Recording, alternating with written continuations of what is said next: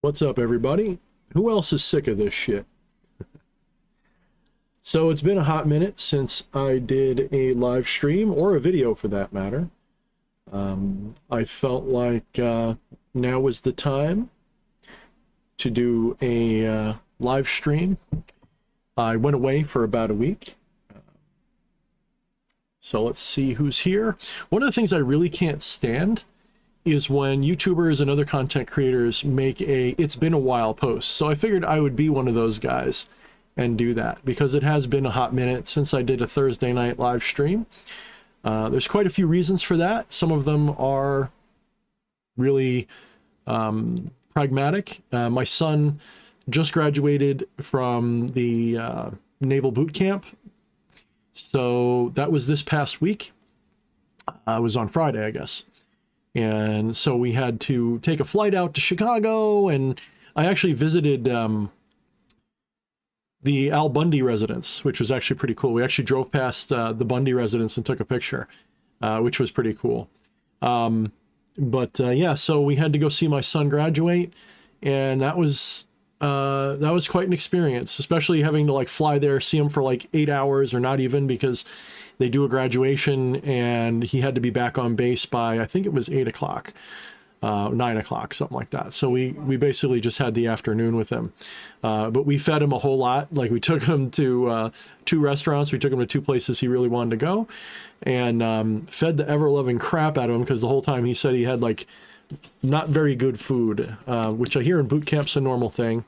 I guess that's just another way they kind of break you down. But he's doing really good, and he's really happy, and he's off in his A school right now. So that's what he's doing. He's learning how to be a chef in the Navy, which may not sound like super prestigious to some people. At first, I wasn't sure. Like, really? Is like you got to do like, no, it's actually like you're like a morale officer. It's actually a really big deal. So it's like it's not a minor job at all. So he's going to be cooking for a lot of people. And he loves food, so I guess he's going to be having fun, and he was very excited to do this. So this is his thing, and he says, you know, his plans are, if he stays in, he'll rank up and do whatever he can, but if he decides to leave, then he may start his own business as a cook or something, or get a chef's job or something.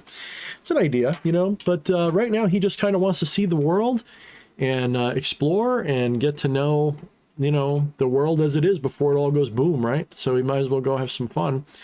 But yeah, so I've also needed to take some personal time. I am tremendously burnt out on the social media part of what I do, and it's really sort of eaten into my creativity. A lot of my time is spent, a lot of my time was spent dealing with various social issues, both in the community and in my own personal community and in my life. And, you know, with everything the way things are, it just kind of became depressing. You know, I don't have a lot of patience for trolls and for nasty people.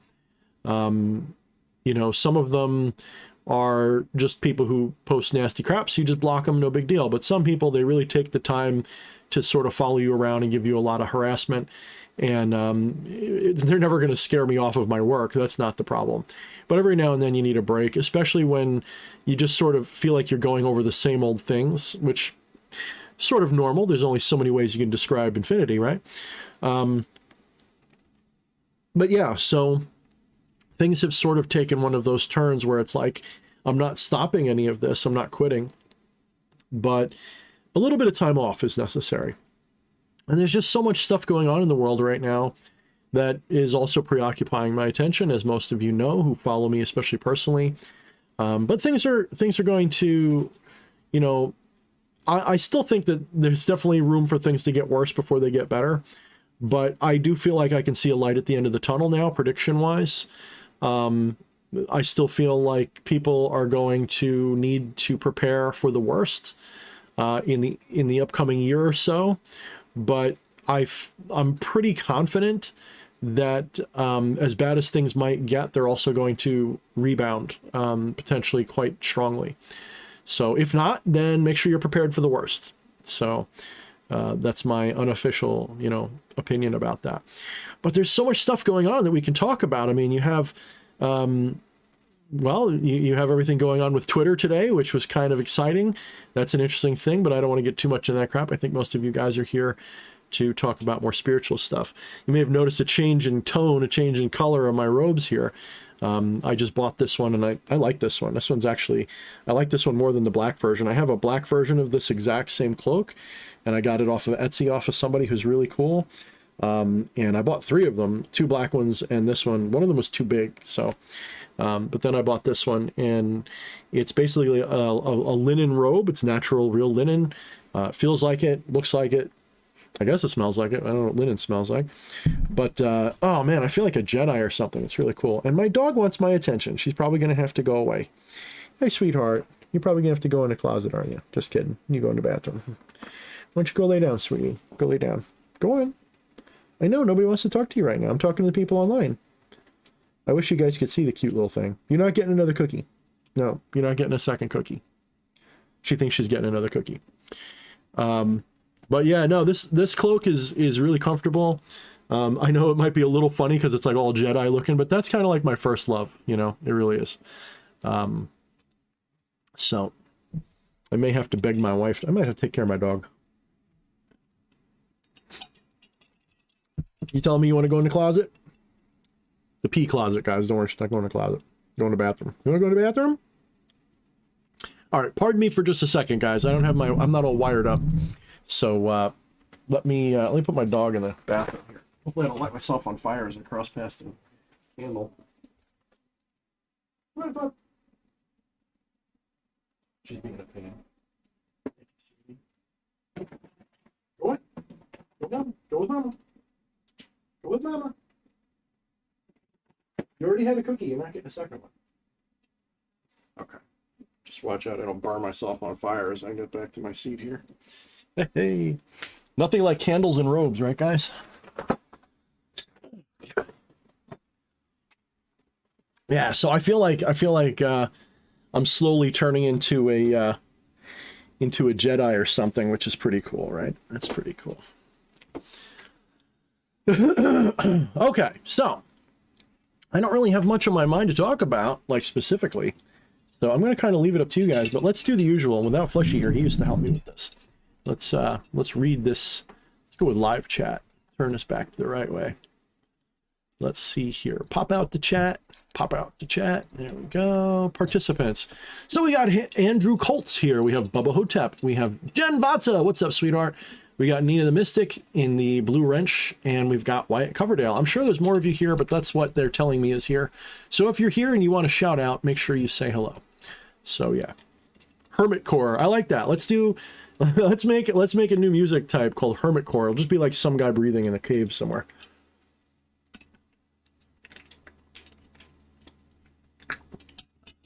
Oh, that's good stuff. All right. Jen Vatsa says, pay no attention to the man behind the curtain. Yeah, there's curtains everywhere in my house. You know, curtains are good, like, I'm reading the chats. I don't know. I'll have to read that in a minute. Curtains are good because you can divide a space without necessarily putting up a wall, right? So that's actually pretty cool. Okay. Oh, here's a good question. LOL. Hey, DH, should kids be told Santa Claus is real or fake? Ooh, I feel like there's some loaded, I think that's like a loaded question a little bit, depending upon how you look at things. How about this? Should you tell your kids that they are real or fake? Everything that you tell them is a story, including their own narrative, including what they are, who they are, what they belong to. You know, when you call someone a human being, that's a term that was invented by somebody to describe something, but it's not actually what they are, right? You exist, but are you really a human being? What is a human being? It's a word. It's a concept. You know, there is nothing in nature called a human being. Human beings are a classification of experience. When you see something that's bipedal with a certain configuration of flesh and blood and bones, we've been trained to categorize that as a human being. And so we tell our children, hey, you're a human being and I'm your father and that's your mother or whatever these days. I don't know. I'm not going to fucking tell you what to tell them. But, you know, you tell your kids about themselves. You give them a name. You give them a birthday. You give them all this information. And as far as they know, it must be true. So if we're asking, should we tell children Santa Claus is real or not, you need to also answer the question of, can you really tell a child that they're real or not? What is it about them that's real? I have no question that you're real. Like, you exist. There's no question that we exist. Something exists. There is a self. There is a being. There is an awareness there. Although I hesitate to call it a noun. I wouldn't treat it as a noun. I would treat it more as a verb. There's a being. We don't say there's a be. We say there's a being. You know, we don't call somebody, an it or a thing. We call a person a living thing, not a live thing. You don't say that's a live person. Well, you might, but that sort of sounds wrong. You want to say a living person, a living human being, living human being. That's an active process. Interesting. Very interesting. So you're talking about a human being, you tell someone that they're a human being, you're really describing a process. And that process is just a pattern of experiences. I refer back to the ship of Theseus, actually. That's really the best analogy I can give you when you're trying to determine if you're real or not. At what point, for those of you who don't know the ship of Theseus story, once upon a time in Greek legend, there was a ship that was owned by Theseus, very famous king, whatever, powerful guy, and his ship was very famous. And when he died, they preserved his ship. And they preserved his ship so well that as it rotted and got old, they'd replace the pieces to keep it new forever. So at some point, every single part of that ship had to be replaced. So there's absolutely nothing... there's nothing of that ship remaining from when Theseus stood on it. Every last piece of it was something completely new. So, if everything was completely new, at what point did the ship stop being the ship of Theseus? Or let's say just one board, one little plank on the deck of the ship remained. Is that plank the only actual ship of Theseus? Is everything else just something else? The reason this is important is because the same exact question applies to you. At what point do you stop being you when every atom and molecule of your body stops being yours? You're only borrowing this matter, and not even for the entirety of your lifetime. You're only borrowing it for a period of somewhere between 7 and 15 years. At which point, every literal molecule and atom of your body is exchanged at least once over that period. The only ones that remain are like the enamel of your teeth. That's literally it. So you're telling me that you're your teeth? Is that the part of you that's you? So what I'm saying is that when you're telling someone Santa's real or not, you've got to also prove to me that you're real. You can't do it, by the way. This has always been a problem and a question of philosophy. Because all of the measures that we use to prove ourselves externally, like when we prove to somebody else that we exist, these are all potentially illusions, or they're all things that we can say come from something else, or they're not permanent, or you're hearing a lot of the arguments that I'm making, and they're all valid, and they're all very dangerous to people who need reality to be, yes, Hasu Kamori, that's exactly right. The ship of Theseus is an analogy for cellular replacement every 7 years. But let's remember, so what makes it the ship of Theseus? It's not the material, it's the story. Without the story, the ship of Theseus is just a bunch of wood, right? Without the mythology, without the legend, it's just some wood. What are you without the mythology and legend of who you say you are? You're just a bunch of meat. So without this story of you were born this time in this place with this parent and this and that, you know, all these little details, you know, tell me something about yourself in the chat. Tell me about yourself. Tell me one thing that you think describes and defines you. And I can show you that that thing's just a made-up story that you've adopted as your legend for your ship of Theseus. And if that's the case, you're no more real than Santa Claus. If you're no more real than Santa Claus, how can you say Santa Claus is not real? How can you say Santa Claus is not real to a child when the idea of Santa Claus is way more long-lasting than you are? The idea of Santa Claus has existed for generation upon generation upon generation, and it has evolved in a living way for all that time. That's the thing. That's what spirits are. Spirits are living stories. Every spirit you've ever encountered, be it a god, be it someone you know, be it Spider-Man, all of them are nothing more than mythologies that are alive in the collective conscious. So, again, how can you say Santa Claus is not real when the difference between you and Santa Claus is very, very, very subjective and fleeting? You only say, well, I know I'm alive because I'm here. I'm aware of myself. I think, therefore I am. Although thinking does not imply actual reality. Thinking only implies an awareness of thoughts. Because I am here to tell you that you can perfectly well exist without thinking. I do it all the time. I know it sounds really stupid to say, but it's quite true. You can very easily exist in a state, some people call it no mind, some people call it mindfulness, but a state where your psycho-babbling blah, blah, blah in the back of your head is completely quiet and you're just in a perfect state of being. So if you can exist without a story running in your head, what is it that exists if it's not your thoughts?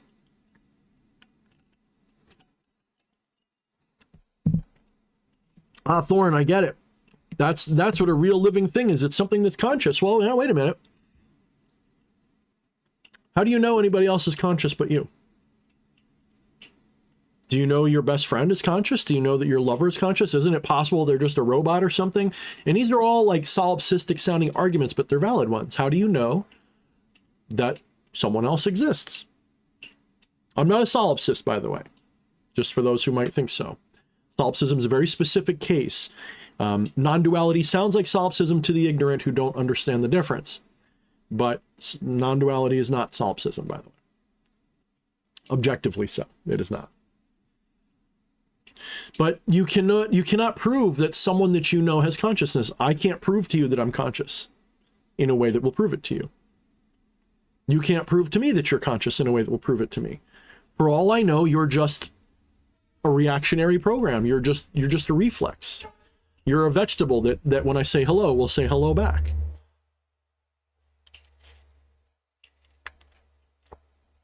So, that being said, where is this consciousness? Who has it? Well, if you can't prove that everyone else has it, that doesn't mean that they don't, right? That's not actually the point of that query. It's not to say that other people don't exist or that there isn't consciousness in them. The point of that query is to show that you cannot delineate where consciousness begins and ends. Consciousness, if you pay attention, has no boundary. Everything is within consciousness. Nothing is outside of consciousness. You can try to force this all day long. You will never show anything outside of consciousness. Consciousness contains everything, for lack of a better word. Contains a bad word, but it's for lack of a better word. Everything is within consciousness. This is to say that everything is conscious. I would argue that everything that exists exists within consciousness, meaning consciousness is within everything, from the most inanimate to the most animate.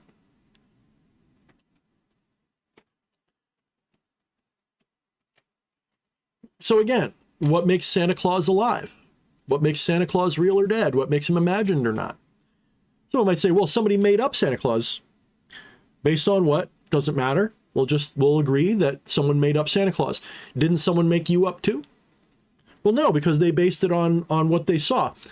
Well, did they not see an inspiration for Santa Claus somewhere in their environment? Maybe Santa Claus was based on someone they knew, and that story just evolved into something crazy. Pretty sure it's based on, well, some people say Woden and some people say Thor. I'm sort of agnostic about that. Don't really care. So. Thank you, Jin Genie. Thank you for that super chat, $4.99. Thank you very much. I appreciate that. Thank you. So, you know, the Santa Claus question is kind of goofy, but from a spiritual perspective, a non-dual perspective, an existential perspective, from a Jungian perspective, from all of these different spiritual, mystical perspectives, it's actually not a stupid question. It may have meant to be one. Maybe you just meant it as a troll, but it's actually a very good question. It really tells you a lot about yourself.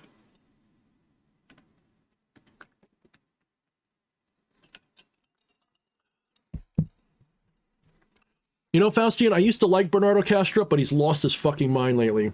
I follow him. He's a brilliant...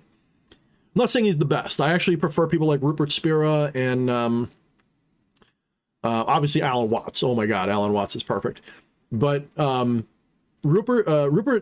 Castro has gone off the deep end with attachment. I mean, he's completely... And I'm not saying that as a hypocrite because I get like that too. But he's gone completely off the deep end. And it's getting a little bit, it got difficult to follow him. I got mad because he literally called for nuking the world to save, I can't even say the word because Google will demonetize me if I say the name of a country that starts with a U and ends with a thing that lifts stuff up. If I even bring up that country and say it in a negative way, they will demonetize me. That should tell you everything. That you can't even say something negative about a country without getting demonetized right now. Woo! You are living in the dystopia that you asked for. We need some chummers. We need some shadow runners to fix this shit. I think Elon Musk is starting. I think he's going to be like the first one, but yeah. Yeah, Faustian, I do mean that. I mean, look, I get into the... I'm not even criticizing him for getting into the politics. It's that he's literally calling for a nuke fight over, like, that airport, which I don't know, but I'm pretty sure was some sort of a friendly fire or something like that. I don't know. I'll have to look it up again. That was like a week or two old, so a new information may have come up. But when I looked at it, whew, yeah. That's right, Nameless. That tells you who's in power, and that's going to change, by the way. I don't know if you can feel the wind. Like, anyone who's sensitive can say, wow, this really fucking sucks, and they're right. But they're really sensitive can feel the wind starting to change a little bit. So it's kind of time to hoist your sail and start aiming at being on the right side of history, because I have a feeling it's still going to hurt. We're still going to get knocked down a few pegs. I have a feeling the good guys are going to win this, ultimately. It's going to take a while. I don't want to get too far off the deep end of this stuff, but otherwise, Bernardo Castro is phenomenal at expressing non-dual concepts, certain ones in particular. He did a really good video talking about how you still see reality as it is. In other words, I shouldn't say that. No, it was, how do you put it? We're having a first-person experience of a third-person thing, and it's all one thing. It was a really good video. I'll have to find it. I don't want to like put words in his mouth, but it was pretty good. So, aside from his weird attachments, I do genuinely respect his ability to communicate his philosophy. He did have a really annoying interaction with Sabine. What's her name? I like her. I watch her, even though she's completely like, she'd think I'm completely woo and she'd hate everything I say. I still like her content. I can't think of her last name. I think it starts with an H. But she's like this German physicist lady who does these videos, and she had like a debate with her. She had a debate with him, Bernardo, and he got so upset about that debate, and he was like trying to get people like, I don't know. I was like, all right, I'm getting ready to like wash my hands. I'm getting ready to wash my hands with this guy.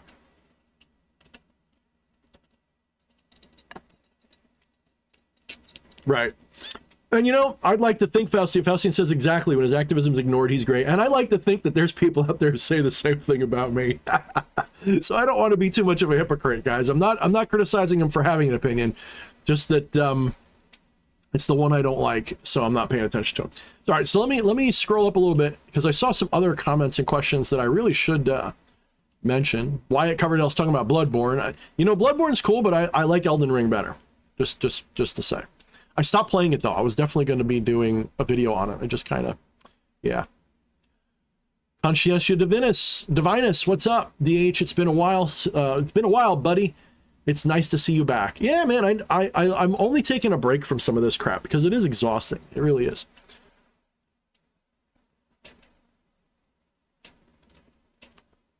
We are beyond human beings. Correct. Human beings are just a piece of the infinite that we are focused on right now. And it's just a word that describes a blob of goo that we're focused on. Let's see. Andrew Coltsit? I'm just going to say Andrew Colt. Do you think children would be more likely to understand and accept these concepts compared to the average person? Yes! I think when children are born, they're not just a blank slate. They're literally the consciousness of divinity incarnate going, whoa, this is incredible. It takes divinity a while to forget itself.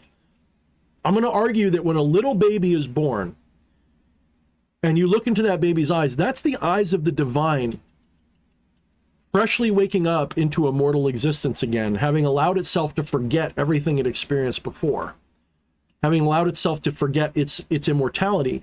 That little baby looking out into the world is the divine in love with itself. And in a lot of pain sometimes, I guess. They cry a lot.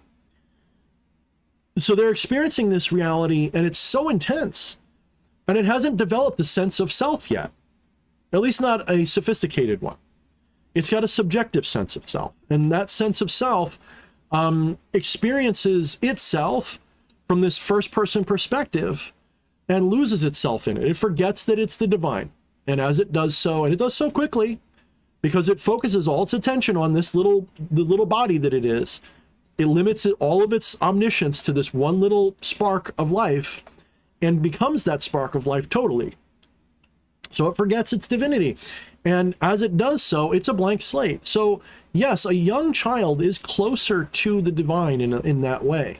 This is one of the reasons why, not to get all Jesus-y on people, because most of you know I'm not either way really that way. I'm not really for or against the spiritual entity known as Jesus, but the religion of Christianity is garbage for the most part. But don't have a problem with the potential originator of it, if they even existed. But they were very adamant about children and what children are. Children are very close to the divine. And this is known in every culture. This is one of the reasons why one would argue that they were the most delicious sacrifice. Not that I condone that in the slightest, by the way. That's one of the thinking, that's one of the thoughts, is that it's closer to the divine. So when children are born and they grow up, they're much more pliable and open to ideas that are not necessarily materialistic and self-full, right?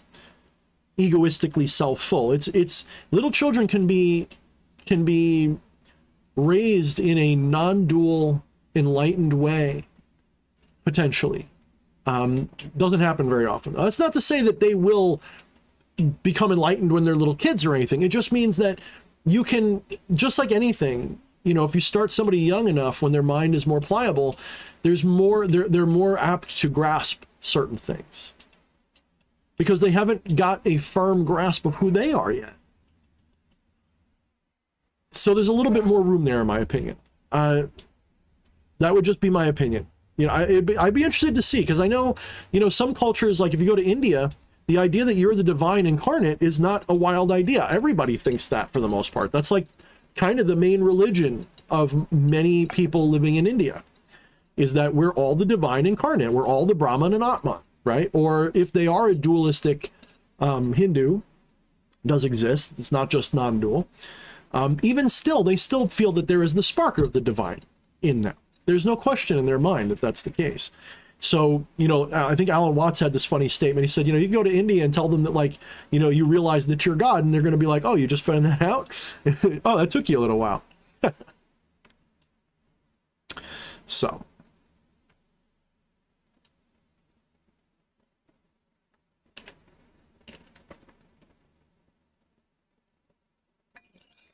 All right, let's see. My ice is melting.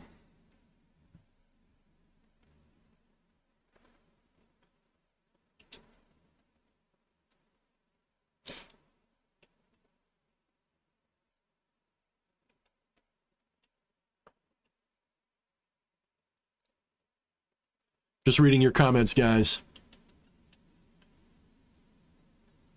Okay, so David Morgan asks, interesting, DH. I was watching a program with an E, must be from Europe somewhere, you dirty hippie from Europe. I was watching a program about the universe and that there are more planets than grains of sand on the Earth. Do you think that we are alone in the universe?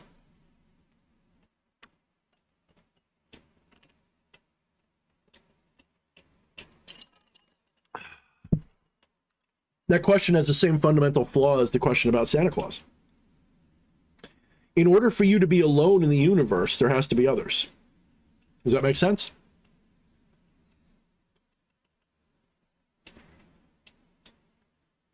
If everything is one, you might be knee-jerk reaction to say, so I'm alone then. There's only the universe. It's so lonely.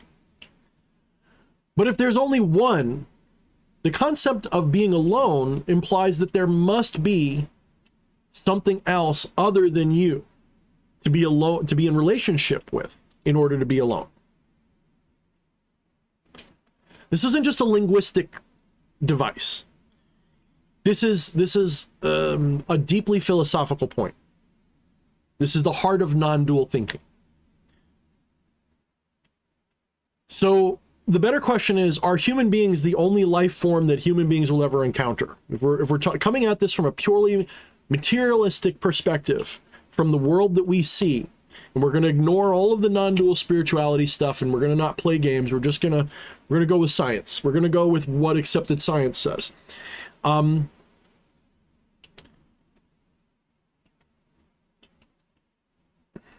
would say that it's astronomically absurd to assume that this planet is the only one with something that we would identify as life on it.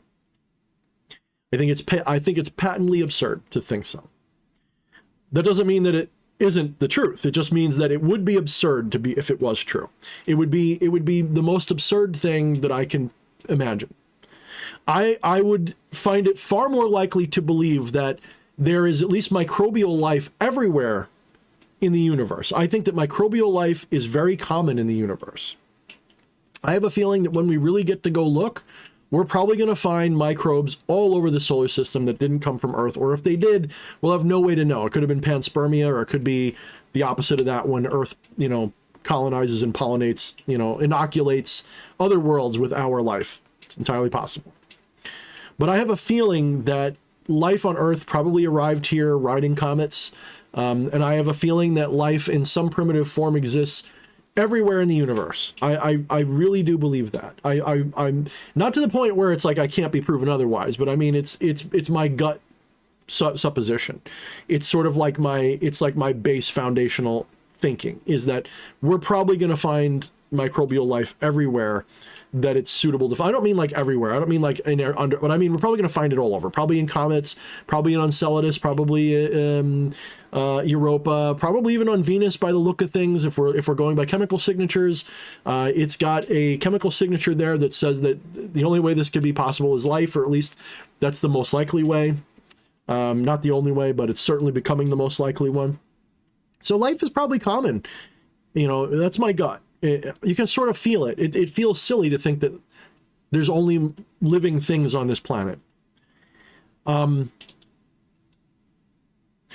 fact that we're not seeing other advanced forms of life, let alone civilizations, is a worry, because that means that we have to talk about the Fermi paradox and the Great Filter. And the fucked up thing is this: the more likely and more common life is in the universe, the more likely it is that that we're in some deep shit. Because the more common life is, the more likely we would be to see intelligent, meaning technologically advanced life. So there must be something in the way called a Great Filter. Why do we not see intelligent life? What's happening to all these civilizations? Do they not get started? Do they get started and destroy themselves? The question is, are we in front of the Great Filter, or are we behind it? In other words, did we pass it already, or is it coming up in front of us? It's a good question. Is the reason we don't see intelligent life in the universe with radios and whatever else? There's a lot of reasons why that could be. One of them, for example, is they just don't use radio or things that we would use. Maybe they have a different kind of technology completely we didn't think of. Let me put it to you like this. If you go back 200, 300, let's go back 1,000 years just to be safe. Go back 1,000 years. All right, so boop, I'm sitting in the middle of medieval Europe somewhere. Would I have any understanding of radio?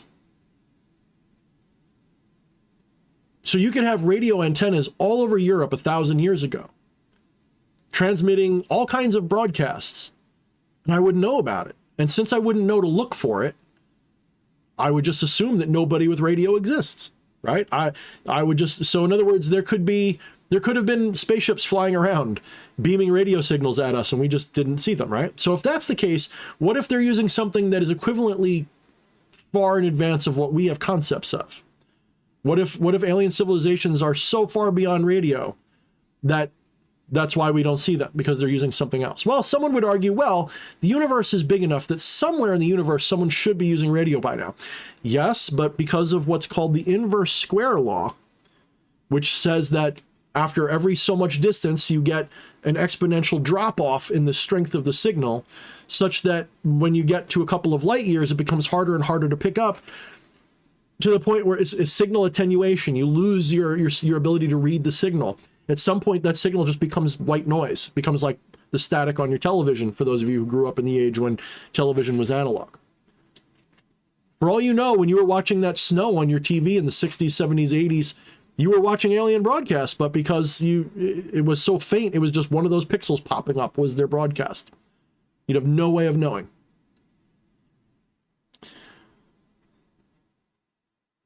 So for all we know, they're using methods of communication that we can't imagine. We haven't seen it. And so we think we're alone because we're still, we're still a bunch of cave people to them. So we don't have the ability to detect them. The other is that civilizations are short-lived. Like I said, the Great Filter could be there and people destroy themselves or something. Now, I find this hard to believe. I find it really hard to believe that there is a Great Filter in front of us that gets everybody. You would think in a universe that's big enough, even just a galaxy of our size, sooner or later, one of them would conquer that filter just because of the law of averages. Unless there's something that says, no, it's 100%, which we can't imagine what that could be. Sooner or later, a species will become a multi-planet species and then become virtually immune to extinction. Once a species is capable of living on more than one planet, it's virtually impossible to destroy that species at that point. Or if not multiple planets, then like a Dyson swarm living on colonies floating in space. It becomes impossible to wipe them out. There's always a way to keep it going. Humanity's on the cusp of that. Like, it won't take very long before we reach out. And I like to think that if like there was some sort of a calamity that said we had to get off this planet, I think most of us would die, but I think that they would find a way to get at least some of us off. I do believe that. If we had a long enough time to do it, say 20, 30 years, I think we would do it. I think we'd find a way. We'd get off the planet enough. There'd be enough people living that there would be a chance. Not a good one, but there'd be so there's a chance. Especially in like the next 30 years. I really do think it's possible. I don't think that we would necessarily succeed, but I think it's definitely possible. Sounds crazy. Maybe I'm an optimist. I don't know. So then we have to ask the question, well, does that mean is, intelligent life as we understand it, does that mean that they just don't exist anymore? Or maybe we're the first one? That's another option. Are we the first civilization like ours in the entire observable universe that we could detect? Well, I got news for you. If you go out far enough, you couldn't detect us either. The only thing that would make us detectable would be our biosignature on this planet. The biosignature would be the fact that our planet produces more oxygen than it should have. So if you go out, I guess as much as, I don't know, like 2 billion light years away, maybe, if you were able to resolve this planet well enough to detect its chemical signature, then you could probably tell that life was here, because you'd see that, hey, there's a line in the spectra that says that there's too much oxygen that a planet orbiting like that should have. That must be life. But that also presupposes that their life uses oxygen the way ours does. But they might still assume that there's something going on that's causing this irregularity. It must be life. That's a very likely assumption, I would think. But we also assume aliens think like us. We think that these beings would have the same needs, the same biology. We're probably sure that it's a cellular form, like life is going to be cellular, probably.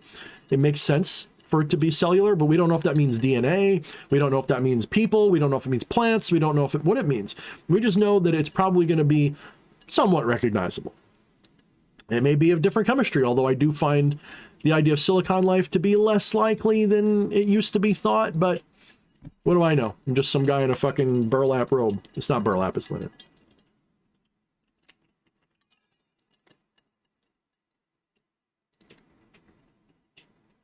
But what if there's tons of life out there that's intelligent, and for whatever reason, they're keeping us in the dark? It's the zoo hypothesis, I think is what it's called. And the idea is that humanity is sort of like an animal in a zoo. And we're like in a protected wildlife preserve. And they are totally hands-off, with the exception probably of little probes and occasional visitations or whatever to observe us, however they do it. We might be in like a nature preserve. And they might be letting us evolve and potentially destroy ourselves and leave us alone. There's really no reason to necessarily contact us.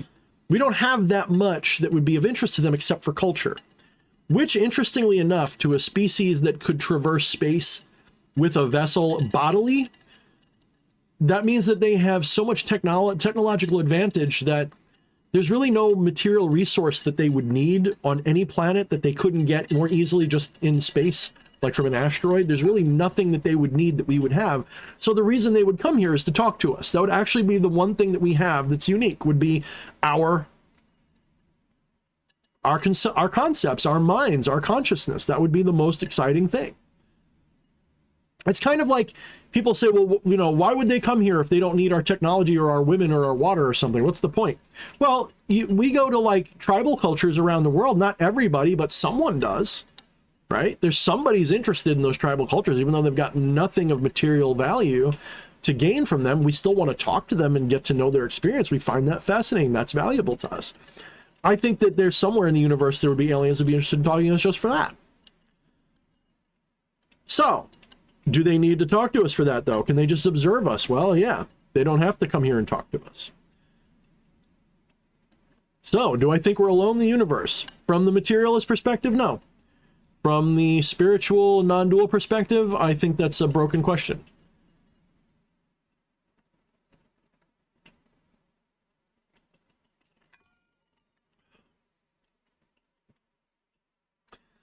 All right, I've got to start reading down. I'm going to read this one comment, and then I'm going to scroll down a bunch.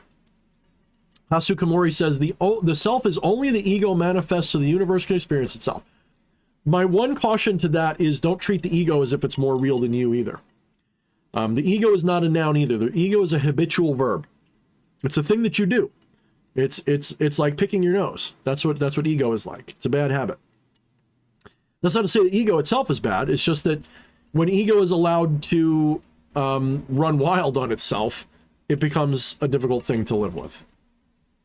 All right, let's see. I'm gonna have to scroll a bunch, guys. So if I miss, you guys have been chatting away, and I got a nice super chat from Nina. And let's see. Where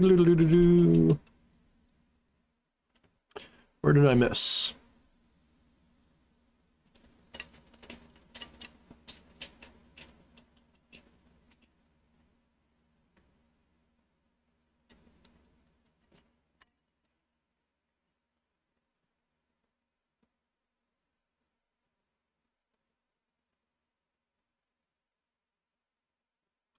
Nameless says, I got a question. What is your opinion on a satanic temple? Don't know. Not interested. That's almost like a political question for spirituality. Not that I don't like political questions. It's just, that's the kind of politics, and I'm not saying you're trying to get political about, but to me, that's the kind of thing I'm not into. I really can't stand this alternative spiritual community in general with its little cliques and, you know, are you a blog person, not a blog person? Just all of that shit. Are you into the satanic temple or not? Motherfucker, I'm probably going to start my own thing just to, like, not do that. Like, I'm not interested in those things. Ooh, excuse me. Mm. Excuse me, a little foamy because I just drank too much. But yeah, no, I have no opinion. Zero. Absolutely none. I would say that anything like that, be wary of. Even when I start something like that, be wary. Not because I'm going to do anything bad with it, but always be wary. Be critical. Be you know, always look at anybody who wants to organize a system and call it a temple. Again, I'm thinking about doing something like that, but always be wary of that. And make sure that what they're doing isn't just a pyramid scheme or another religion. You know, I can't really comment on whether their material works or not. But the Temple of Ascending Flame does it in a way that I like. It's all about self-initiation. Love that. I think that's the right way to go. You know, so I can't really say anything about the temple, the Church of Satan, Satanic Temple, blah, blah, blah, blah, blah, Temple of Set. I got no opinion. I really don't care. No, I don't have love nor hate. I would just say, you know, you don't need to join these things. You know, a good temple is going to put out materials and resources that are free, and if they have a paid service, that's just for like an added level, right? Like if I was going to do this kind of stuff, so much of it's going to be like I already do. A lot of my videos are for free. My books are different because there's a lot of work that goes into those. You know, a lot of hours go into writing them and proofreading them, and I suck at that part, admittedly. The artwork, the layout, getting it printed up. They're going to charge me to have it sold, so I might as well make a buck on it. But I don't like hiding fundamental information behind a paywall. The non-dual truth, the most important thing, that you are the God, that you are the divine, that you are God, that should be free up front on the table because it's so obvious. It's like telling someone the sky's blue and charging them $1 for it. I have a big problem with that, right? I'm not saying you shouldn't do it. I'm just saying for me, that's I wouldn't do that. But like my own personal, you know, rituals or like stuff I had to research or something like that took me a lot of time and then I had to write it out, I might charge for that, but it wouldn't be behind a paywall, if that makes sense. Like to me, there's like, you know, you're paying me for a service in the form of a book, or there's a paywall to get a secret, right? I don't think occult information should be behind a paywall, if that makes sense. It's a nuanced opinion. Like some people are like, well, you still charge for this. Yes, but it's a little different because I'm not saying that you can't get it, you know, unless you join my cult or something. It's never going to be like that. So.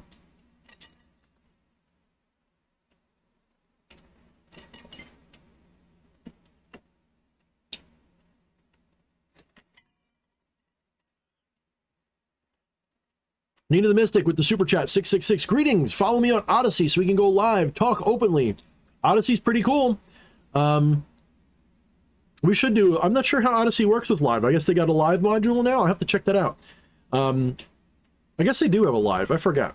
I know Rumble does. That costs a little bit. I don't know. I've been thinking about branching out a little bit more. I do use BitChute more lately than I've been using YouTube. Like you'll notice that I have more videos uploaded there that I haven't been putting here, and that's with good reason because fuck YouTube at this point. All of the censorship, you know, we're not just talking about like, oh, you can't have titties or something. Like we're talking about if I say the name of a country right now and it's not in a positive light, and we all know what blue and yellow country I'm talking about, if I have the audacity to say something negative about that country right now, I could be permanently demonetized. I should just say I don't fucking care and do it. But I actually have more fun bitching about it. I feel like that's more effective to say and to show you guys just how much of a pain in the ass these people are and how literally ignoble it is that they're like that they have this kind of power, and that's coming to an end. I have it on good authority that that's not going to stay that way much longer. I mean, much longer could be 5 years, but it's not going to be much longer. It's going to start. Hopefully, Twitter's the first domino. Hopefully, Elon Musk either buying out or crushing Twitter, because it's going to be one or the other. He's either going to buy it out, or his attempt to buy it out will destroy them. It's going to be one or the other. I have better than 80% odds that it's going to be one or the other. I can't really see any other way that this washes out, that Twitter doesn't get fucked or bought. So they're pretty much in a pickle right now. They may find a way out. Maybe the deep state, maybe the government will find a way to target Elon Musk and make him back down, and it won't be a problem. I don't know. But I will say that as things stand right now, as the deck is sitting right now, Elon Musk is looking really fucking good, and he knows he is. You can tell by how he's talking. He knows he's sitting on a checkmate, and that they're gonna have to pull something. Like, he's playing poker. Like, I got like the best fucking hand, and there's not a lot of ways you could beat me right now. And you could tell by how he's talking. So we'll see what happens. I don't like absolutes. I like to say this is what I think, but we're gonna have to see.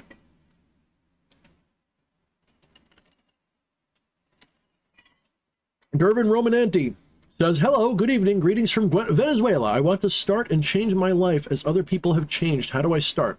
Your life is always changing. Get with it. Change, the change of your life is an inevitable experience. Doesn't mean that anything's actually changing. That's a deeper idea that I don't want to get into right now. But the experience of change is absolutely unavoidable. So look up the concept that is called Wu Wei, W-U-W-E-I-E. It is literally a concept, it's a concept from Taoism that literally refers to the idea of no force. Wu Wei means not to force, no force. It means to go with the flow. That doesn't mean to be a lazy do-nothing. It means that you learn what the flow is. You learn to be prescient about the flow, and you go with it. You relax. You don't try to do anything on purpose. This would mean if you're trying to be a successful person, you find the thing that you are driven to do. Maybe that thing is spirituality. Maybe it's to talk to people like I do. Maybe it's you love economics. Maybe you love riding horses. Whatever it is, you find that thing that you're going to do anyway, and then find a way to make it work for you. So you go with the flow. You go with the flow in all things. The divine will is always done. It's inevitable. You have no choice but for the divine will to be done. And you are always the conduit through which that experience happens. That's also unavoidable. You have no control over it because you are the divine will manifest. People don't understand this because they think it's an external force. They think the divinity is external. And they go, Thorne, you're basically sounding like a Christian right now because you're saying that God's will is always done.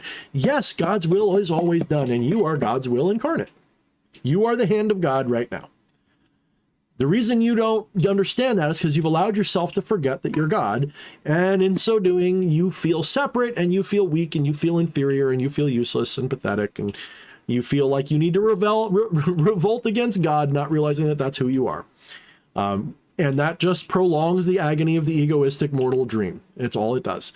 The more you think that you're separate from God, the longer that separation is going to last. The more you try to prove that you're separate and better and become independent of God and create your own universe and become your own deity, that's a joke. That doesn't mean that the God of Abraham is God. It means that, well, that's a talk for another time.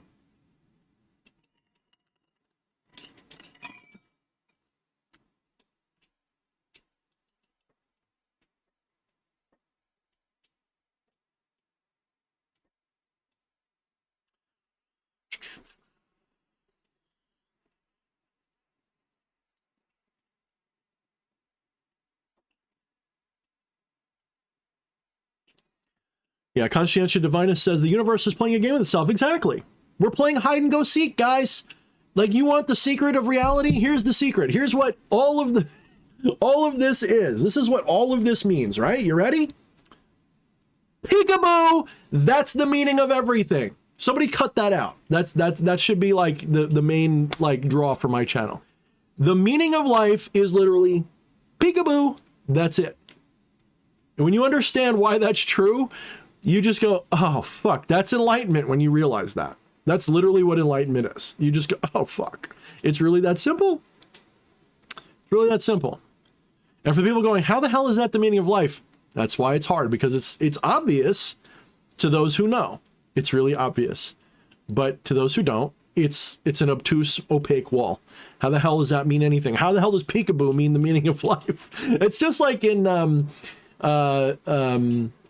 Hitchhiker's Guide to the Galaxy, when they found the meaning of life, and the answer was 42, and they're like, what is, because so they had built this machine to calculate and figure out the meaning of life, And it took, I don't know, 1,000,000 years or some crazy shit. And when the answer came out, nobody remembered what the question was. So they got this thing that said 42. So they had to figure out what the what the question was that caused them to. Oh, you gotta love that shit. So it's kind of like that. It's kind of like that. It really is.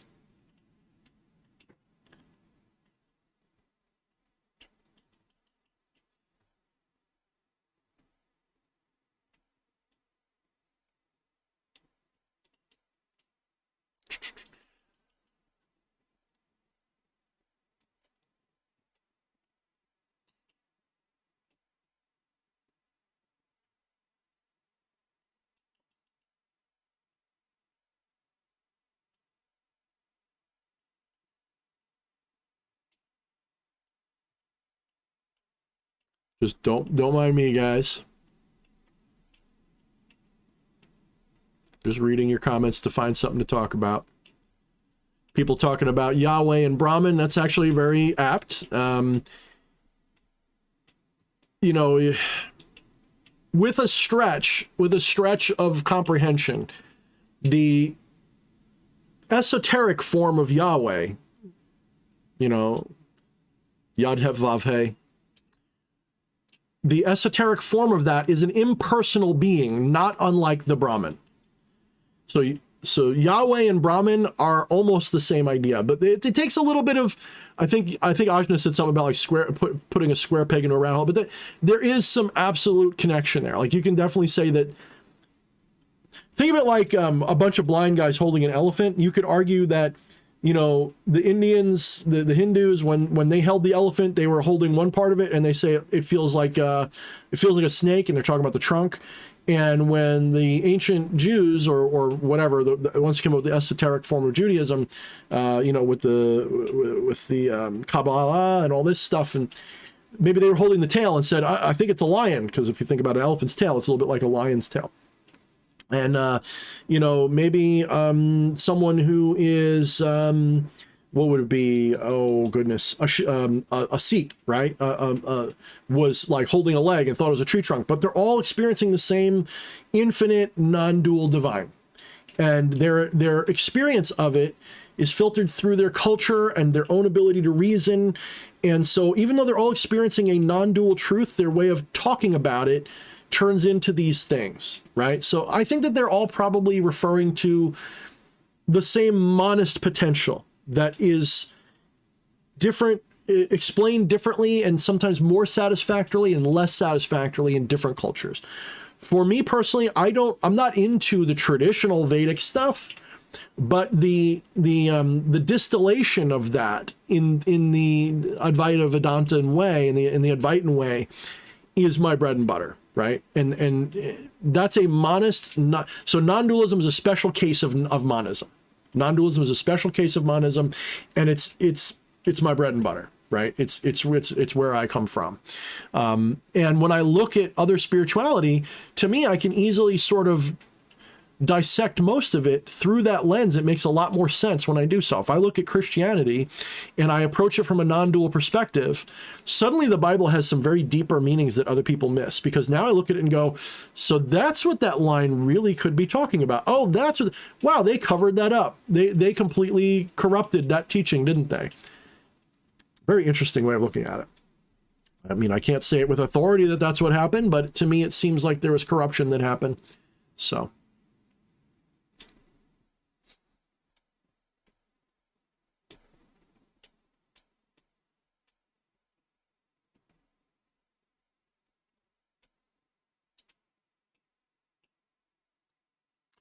Andrew Coles asks, how does the source design the universe? What's your perspective on evolution and its ties to the divine? Loaded questions. You may not realize it's loaded, but that's a loaded question. How does the source design the universe?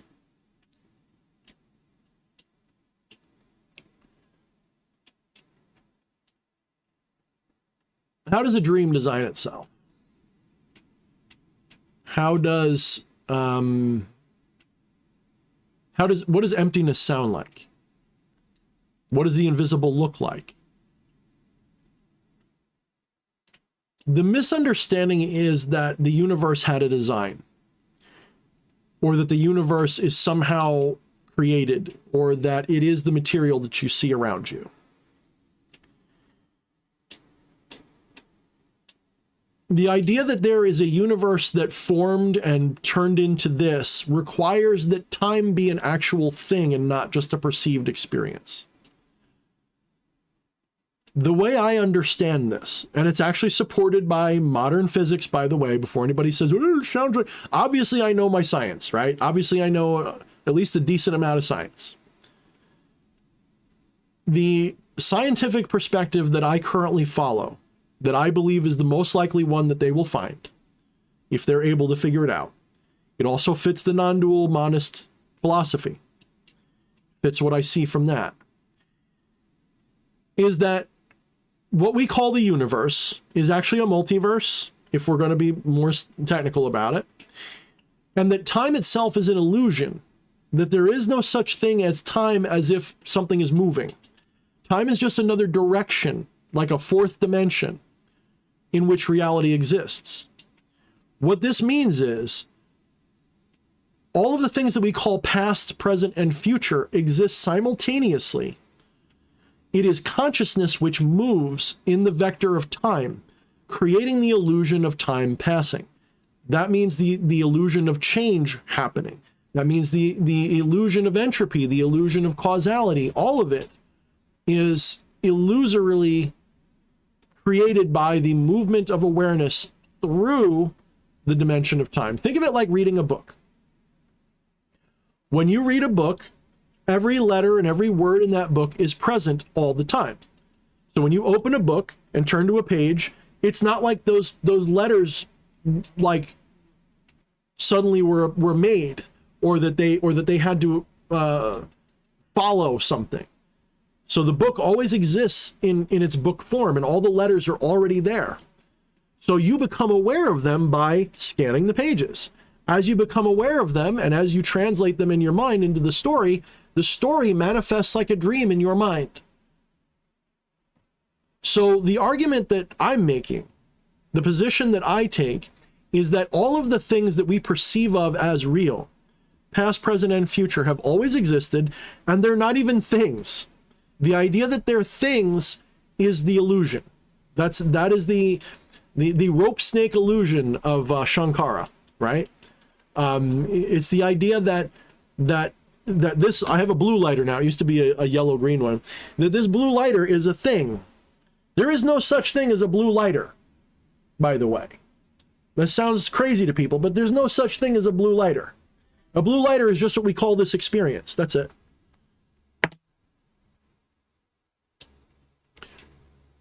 As you experience reality from the perspective of this subjective self in the here and now, consciousness has to limit its awareness into a very tiny, tiny point of existence. And that gives it a sense of perspective, and that perspective is always going to be what? Relativistic. It's always going to be relative to something else. You can either see the whole book at once and make no sense of it, or you can shift your attention down into a little circle about that big and read only that many words at a time. And in so doing, your mind can comprehend those words, turn them into pictures in your mind's eye, and then a bunch of ink on a page turns into a story. Now, this asks the question then, who designed the page? Well, what if there was no designer of the page? What if the book was of infinite length and infinite complexity? So the idea of a multiverse implies infinity on some level. If there is no border and no edge to reality, if the universe goes on forever, there's only so many ways that matter and energy can be configured before it repeats again. You follow what I'm saying? So if the universe is infinitely large, that means there's an infinite number of copies of everything, because there's only so many ways matter and energy can be. This also, could happen in little pockets. This could happen in the time dimension, right? So all possibilities exist already. Somewhere out there, I have purple skin instead of what I got. None of them are more real or less real than any of the other ones. So why am I here now experiencing this one? The implication is that everything that is possible exists, and not all of it makes sense to us, because we look at the universe from a very anthropomorphic, human-centric position. If you were to show this to my dog, this is not a lighter. This is something to chew on, that if they chew it wrong, will go bang and kill them. If I were to show a piece of shit to an ant says, that's food, I'm going to go eat it. If I put a cat on a table, that's not a table, that's a plateau that they can sleep on, like a mountaintop.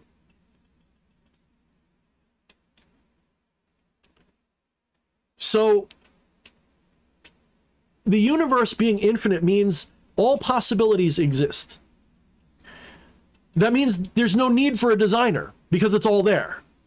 You get what I'm saying? If every possible configuration of reality exists, you don't need a designer. It's already there. So then what makes it look the way it does is when the divine chooses to see it from a certain perspective, that manifests everything, creating the illusion of a designer, because consciousness will follow a flow, a pattern that seems rational. So when consciousness moves through the time dimension, it will move following a course that sort of makes sense. It's going to make sense no matter how it goes, because it's always going to follow. It's always going to look like it makes sense no matter what it does. So as consciousness shifts its attention, like reading a book, it's shifting its attention around through the infinite universe, and it's focused on the here and now that we recognize at this moment. But consciousness is also in another dimension right now, or another planet right now, experiencing that reality. Consciousness is in this lighter, and consciousness in this lighter is really dense compared to me. It doesn't have the same senses that I would have because, well, it's a lighter. It doesn't have a brain to have thoughts. That doesn't mean it's not conscious, though. Consciousness doesn't mean thoughts. Consciousness just means awareness. Well, we know that atoms and molecules have a certain awareness because they interact. They seem to respond. So there's definitely a sense. That's not a proof for consciousness, by the way, but the way most modern people would look at it, how do you define consciousness? This is why the ancient, spiritual mystics got it right. They realized that consciousness wasn't a thing. Consciousness is more like a verb. It does exist, but it is not a thing. It's not a noun. It's a verb. It's a happening. Consciousness is emptiness. But when we say emptiness, we don't mean devoid of things. We mean empty of specificity. It's empty of separateness.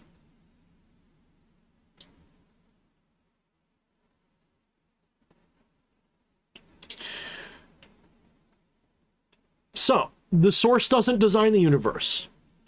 The universe is already there because the universe is the source, right? Can the source design itself? No. It's always been there. One of the most wild, creepy things about science is that you have scientists asking the question, why are we here at all? Why does anything exist? Because they're stuck in a materialistic perspective that everything must have a cause, because that's how science works. Dominoes fall over because you hit one. And you got to follow that chain of events backwards till you hit the Big Bang, and then there's nothing before that, but we know there was something. We just can't describe it. Scientists know that the Big Bang was just the beginning of the universe as we know it. It doesn't mean that that's the beginning of everything. It's just the beginning of everything we recognize. The language is a real problem because You know, a lot of science communicators, especially journalists, they're fucking stupid as shit. So, and I really mean that. Like, I really don't like modern journalists are fucking ridiculous. I hate them. With some exceptions, obviously. But I'm just saying, as a general, like, if my kid grew up and says, I'm going to be a journalist, so I'd just be like, get the fuck out. Like, unless he was going to be like an alternative journalist or something. Like, fuck you. You're going to go, right? What are you going to do, right? For IFL science? Get the fuck out of here. Fucking idiots.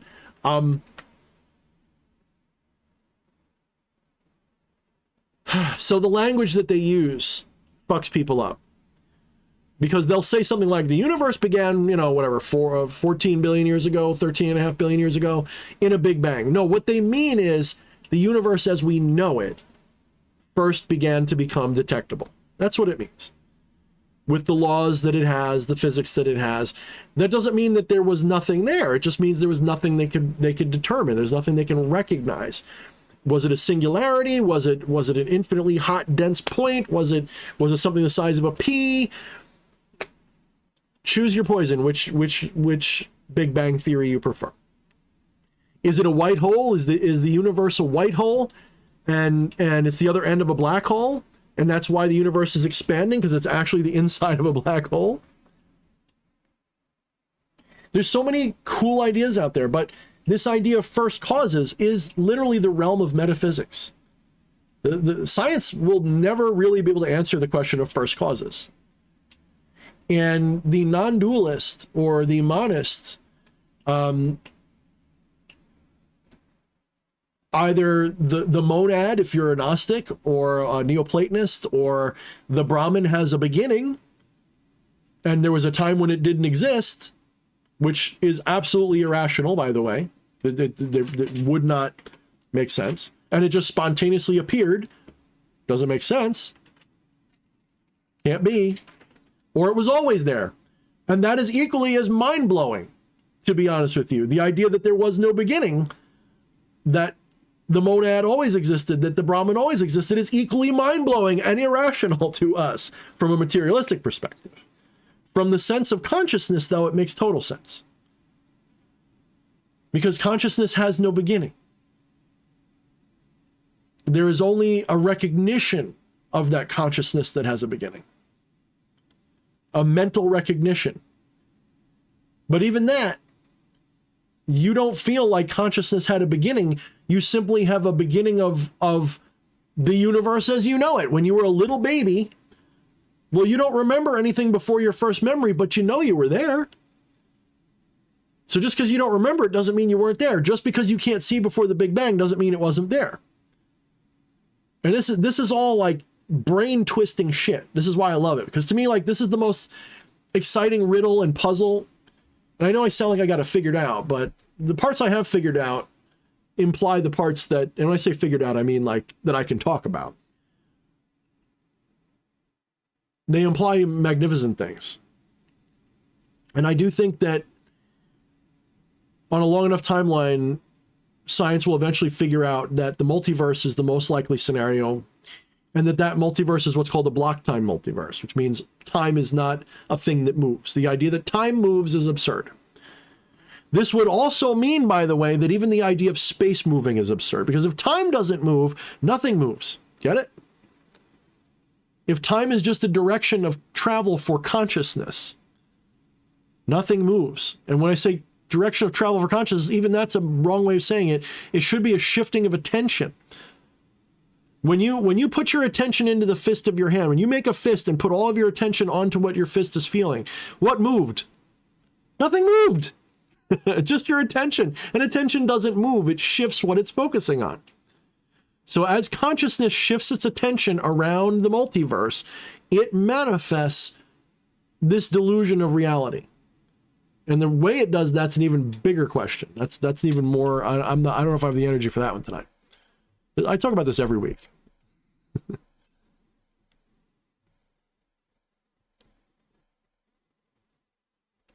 Gage the Mage says, your books are super affordable too.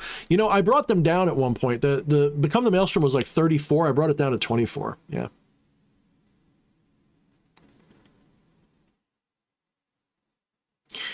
Nameless says, I don't understand E.A. Koetting's justification in charging what he does on his books, but some people have to make a living, I suppose. So all of his books, for the most part, are hardcover. His soft covers, I think, are more reasonable if you can get them on Amazon. But his hardcover books, well, first and foremost, he's got how many authors that contribute, and they all got to get paid. That's number one. So there's that. You know, it's there. You might have like a dozen people writing for each book, and each one of them is going to want some money. They're not going to do it for $5, right? So he's got to sell a certain number of copies at a certain price to make sure everybody gets paid a reasonable amount that they can feel justified in spending them. It may only be like the equivalent of a short story, but you can still get paid a pretty decent dime for a short story, guys. So he's got to charge a bundle. These are, you know, I'm not justifying it, but if you just when I price out what it would cost to get a hardcover done of my books, it would probably cost at least twice what they cost. So Become the Maelstrom right now is like $24. If I were to do a hardcover release of that to make the same amount of money that I make on the soft cover, I'd probably have to charge somewhere between 50 and 60 for it. Just so you know, just for that little difference, I'll have to look into it again. That might have changed, but the last I looked, it would be somewhere in the ballpark of $50 or $60 to make the same or approximately the same profit on each book. Because a lot of that goes into just the cost of getting a hardcover printed. That's not cheap. It may sound silly, but it's not cheap. So a $100 book that's a hardcover, it's pricey, but it's not beyond the realm of reasonableness.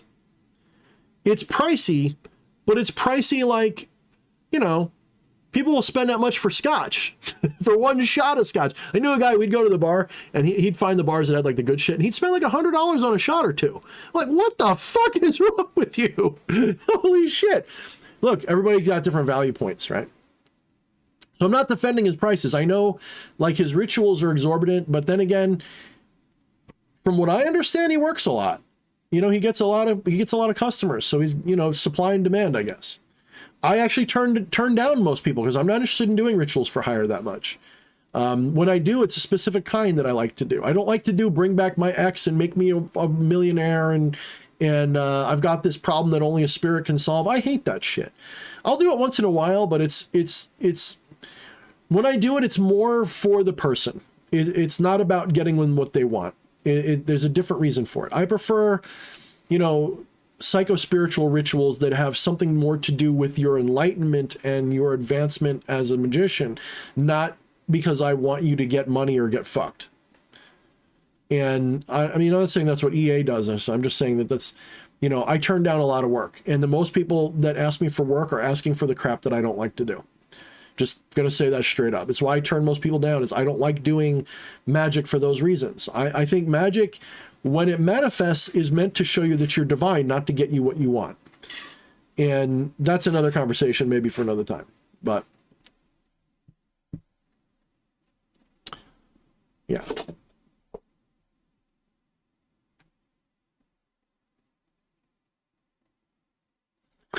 Faustine says Elon Musk is going to be revealed as a great mage.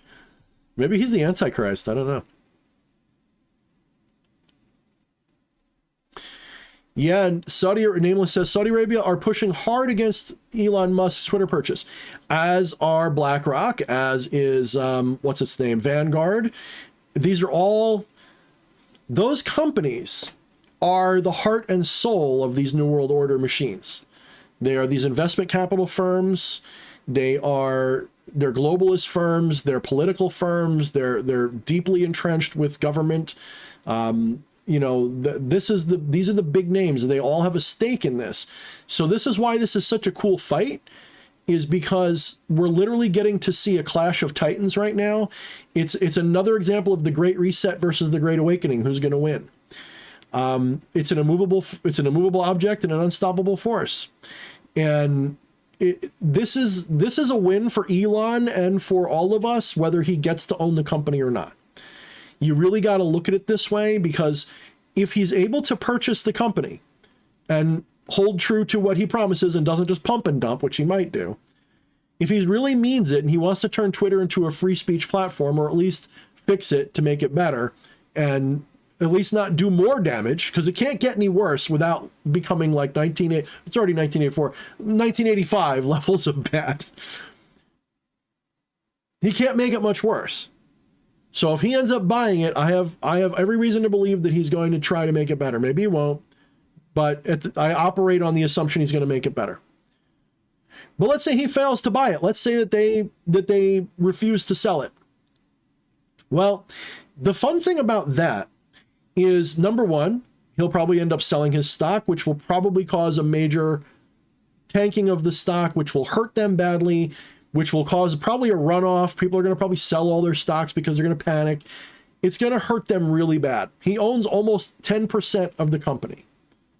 And I think Vanguard just bought up enough to get 10%. But the point is that he's got the largest individual personal share. Only companies own more. So he's the largest individual share owner. If he drops his stock, he'll make a couple billion, and everyone else is going to go into shit. So it's actually the fiduciary duty of the board to turn a profit, not to lose money. And if they refuse to sell, they're effectively dooming the company to lose money. There's not a lot of ways out of it. I'm sure there's some, but my limited economic understanding, which is probably more than average, but still below someone who does it for a living, tells me that they're between a rock and a hard place. So they're going to need some kind of government or crazy shit to happen to not have this become a major blow to them. So Twitter will either get in some financial problems that may even make it go bankrupt and cause it to turn like MySpace and get shut down, which would be fucking hysterical. Or let's say that Twitter weathers all of this and says we're not going to sell, and they somehow don't die financially. Let's say that they, pull some weird black magic out and they save their company somehow. Then this still is a death blow to them, because it basically proves that they are not interested in freedom of speech at all, beyond a shadow of a doubt. You could argue that before they were doing it for their bottom line. That's the argument. That's what it's always been. Well, Twitter censors you far-right fuckos because if they didn't, they wouldn't get so well profit. They would be hit with lawsuits or something. Blah, blah, blah. So you're telling me that they moderate the platform, and I'm okay with, like, you don't want porn and fucking snuff films on there. Okay, I'm fine with that. You don't want people to say the N-word or something. All right, whatever. I don't care about that. That's not, to me, that's not the issue. The issue is, can I say Trump won 2020 without getting demonetized or deplatformed? Can I talk about the country with the blue and yellow flag without getting deplatformed? Can I say something about the fucking coof that is unpopular, as long as I'm not making like unhealthy medical advice? Can I speculate about it? Can I say I think it's been bioengineered and released on purpose? If I can't say those things, as controversial as they are, I don't have freedom of speech. I want that freedom of speech. We should all have it by default. It should not be a question. So these companies that are doing this by refusing to sell, what other reason would they have except that they want to still continue to control the ability to speak? Because it's in their best interest to sell. This is game theory. So it is in their best interest to sell the company unless their best interest is to maintain a, clause in control over freedom of speech. The only time it's in their best interest not to sell is if they have evil in their mind. It's the only time that it would make sense not to. And anybody with like an IQ over 90 who's aware of the facts will understand that. And Elon Musk and everybody else who supports him right now, which interestingly is a lot of people on the right, will basically beat that drum into the dirt until everybody hears it. It's going to be like the Disney and the groomer thing, like turned up to 11, because it's the same story. It's the same issue. It's the same people. It's the same companies that are against it. It's one of those things that is a sign of the times that we are not just divided, but we're divided in a way that you can predict. We're divided as a species in a way that you can predict. I can tell within 5 seconds of talking to someone, if we're having a normal conversation about almost anything, so much about you based on how you respond to one or two little questions. I can tell everything else I need to know, especially from a political perspective. That sucks, first of all. That means we're all brainwashed, including me. We're all fucking brainwashed on some level, including me. Propaganda hits everybody. Anybody who thinks that our side doesn't do it is you're dumber than the side that thinks that you're dumber than the other side. If you think that our side doesn't do propaganda against us, you're stupid. If you think that your ideas aren't brainwashed at all, you think you've got all the facts and you're the one with the rational view, you're a dope.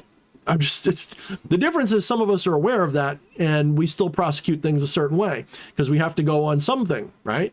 You got to stand for something or else you'll fall for everything, as they say. But a lot of us don't realize we're being propagandized all the time too. Yes, you. Yes, the good guys. I should put that in air quotes, the good guys.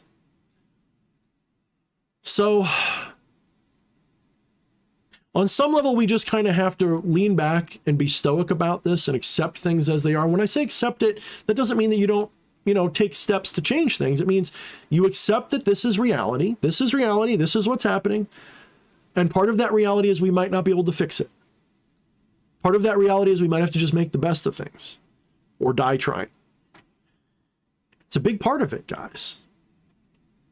And that's the hardest part for me. It's been the hardest part for people like Bernardo Kastrup, if what's your name is still watching. It's accepting in a stoic manner that these things are how they are and being okay with it on the level that you can still live a life that's worth living. Look, there's people who've lived through worse than what we're going through. I know it sounds hard to believe, but it's true. And they can still smile. They can still get married. They still have children. They still have lives, even in the worst of times.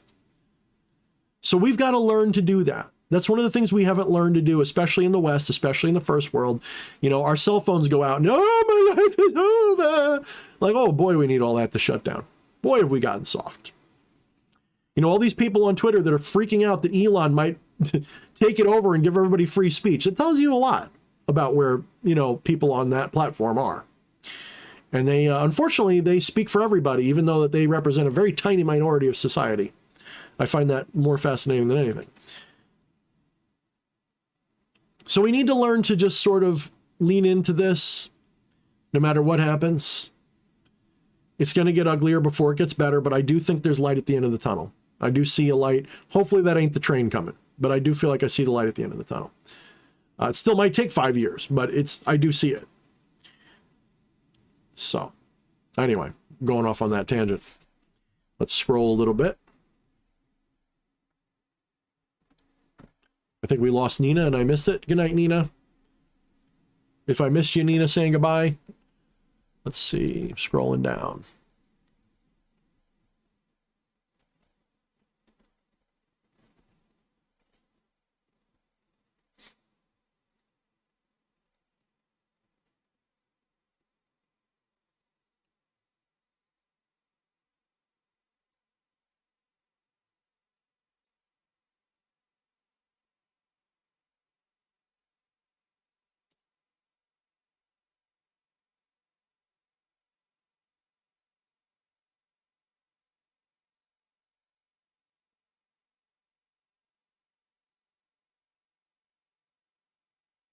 I'm just reading your chats, guys. I'm just looking for good ones.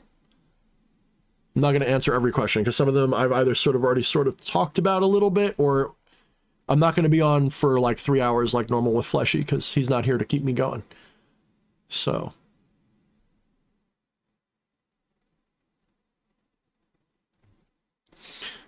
I'm not sure if this is a question directed at anybody or a statement, but Hasu Komori says, when walking along the path in a dream, you see an old man. Which one is you?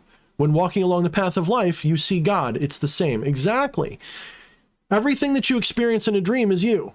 And everything you're experiencing right now is also a dream. Ask a scientist that knows neurology. They'll tell you the brain cannot tell the difference between a dream and its everyday life. It's the brain in the jar question. Are we just a brain in a jar? How would we know? How would you know that you're not in the Matrix?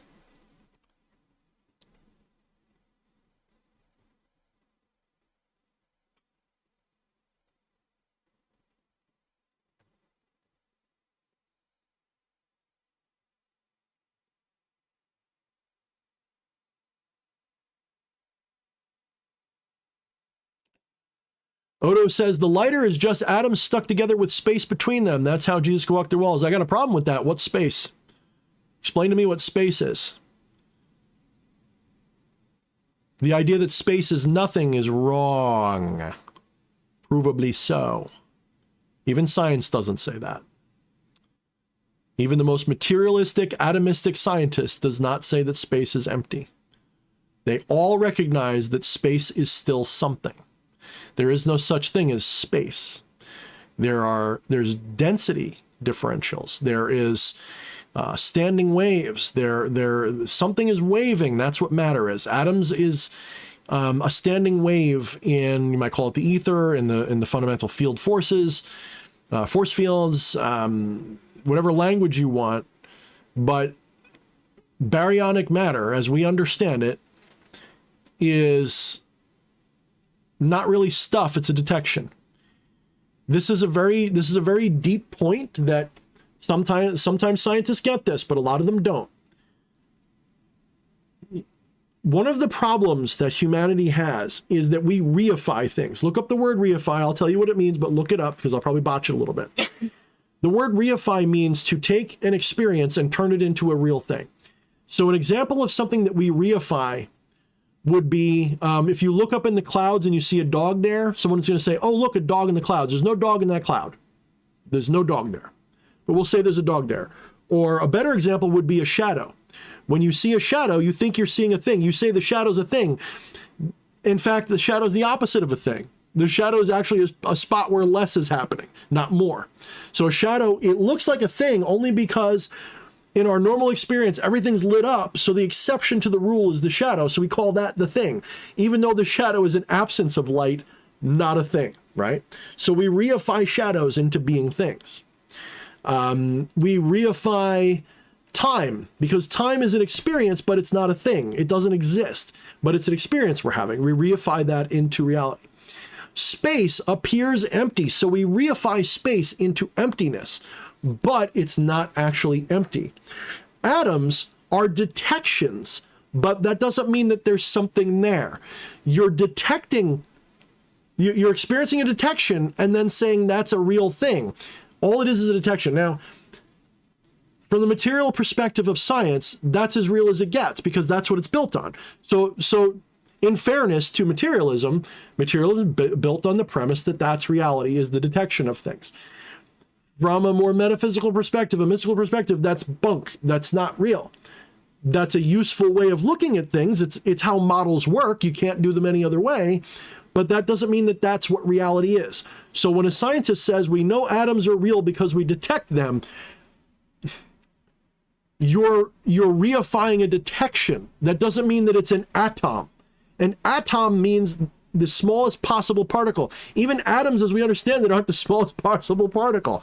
You can go much smaller to the point of, was it leptons? Fermi, basically singularities, objects with no dimension. They have no height, no length, no width. They're infinitely small, at least to the Planck length. Infinitely small, meaning they have no dimension. They're a single point. Let me ask you a question. If something has no dimension to it, it's a one-dimensional object, so that means it's got no length, no width, no height. And you have another object that is exactly the same. How do you get them to touch? Think this through very carefully. How do you get two objects with no discernible edge? How do you get them to touch? If they're infinitely small, how do you bring them into touching? You can't. They literally can never touch. So how do you have a detection? You can't actually detect the thing. You can only detect the way the thing interacts. How? Through fields. Well, what are fields? This is where it all breaks down. All of these models break down because none of these things, they're measuring detections and calling the detection reality. So an atom is like a clap. A clap is a detection of something. Claps the things that we see as a clap aren't the reality of the clap. The atom that your detectors detect, you're detecting what the detector detects. I'm getting tongue-tied. You're detecting the detection of the detector. You're not actually seeing an atom. Atoms are a construct of detections. This is a very difficult bridge for a lot of people to cross, unless you've really blown your mind out, I suppose, with the right entheogenic compounds or had a non-dual awakening. A lot of these things are hard to grasp because you're stuck in this materialistic sense. So you see atoms and go, that's reality because it's firm, I can feel it. Well, that's more like a hologram for one thing. But let's pretend that it is, you know, that hologram's real for a minute. There's still no empty space there. It's like a stage. You know, an empty stage is still a stage. Empty space is still a space. And that space is not empty. There's something there. If there wasn't something there, it wouldn't exist. So this is why our language fucks us up. This is why I laugh at like science journos and all of these people, even science communicators, because they've got to dumb down the language so that the everyday layman can understand it from an experiential perspective. And we understand things from a Newtonian scale. We look at reality and we see that's empty space because I feel nothing there. Yeah, there's something there. You just don't feel it because your detector it doesn't resolve that small. From the perspective of utmost reality, completely different story. What's up, Sushi? Glad to see me back too.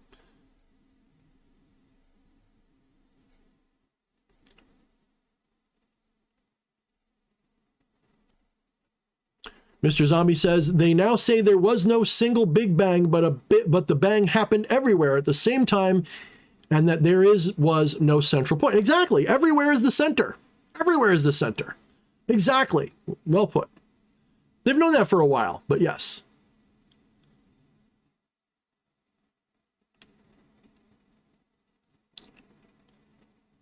See, I love getting you guys thinking about the universe. Love that shit.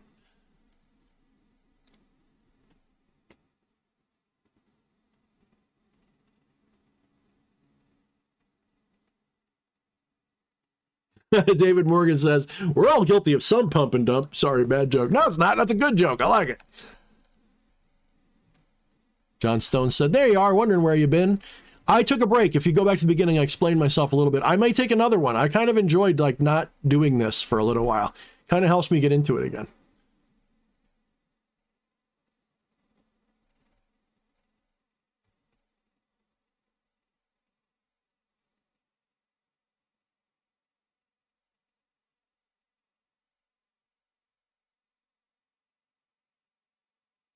Ethan Ousley asks a question about Andras. He says, thoughts on working with Andras? Any experience with him? None. Nope, not at this point. I think Travis Magus did, though. Travis Magus, I think, worked with him quite a bit, if I remember correctly. He had some interesting experiences with him. If you can find his videos on that, I highly recommend him. I'd love to. He's definitely someone I'd like to get on my channel at some point, or vice versa, but...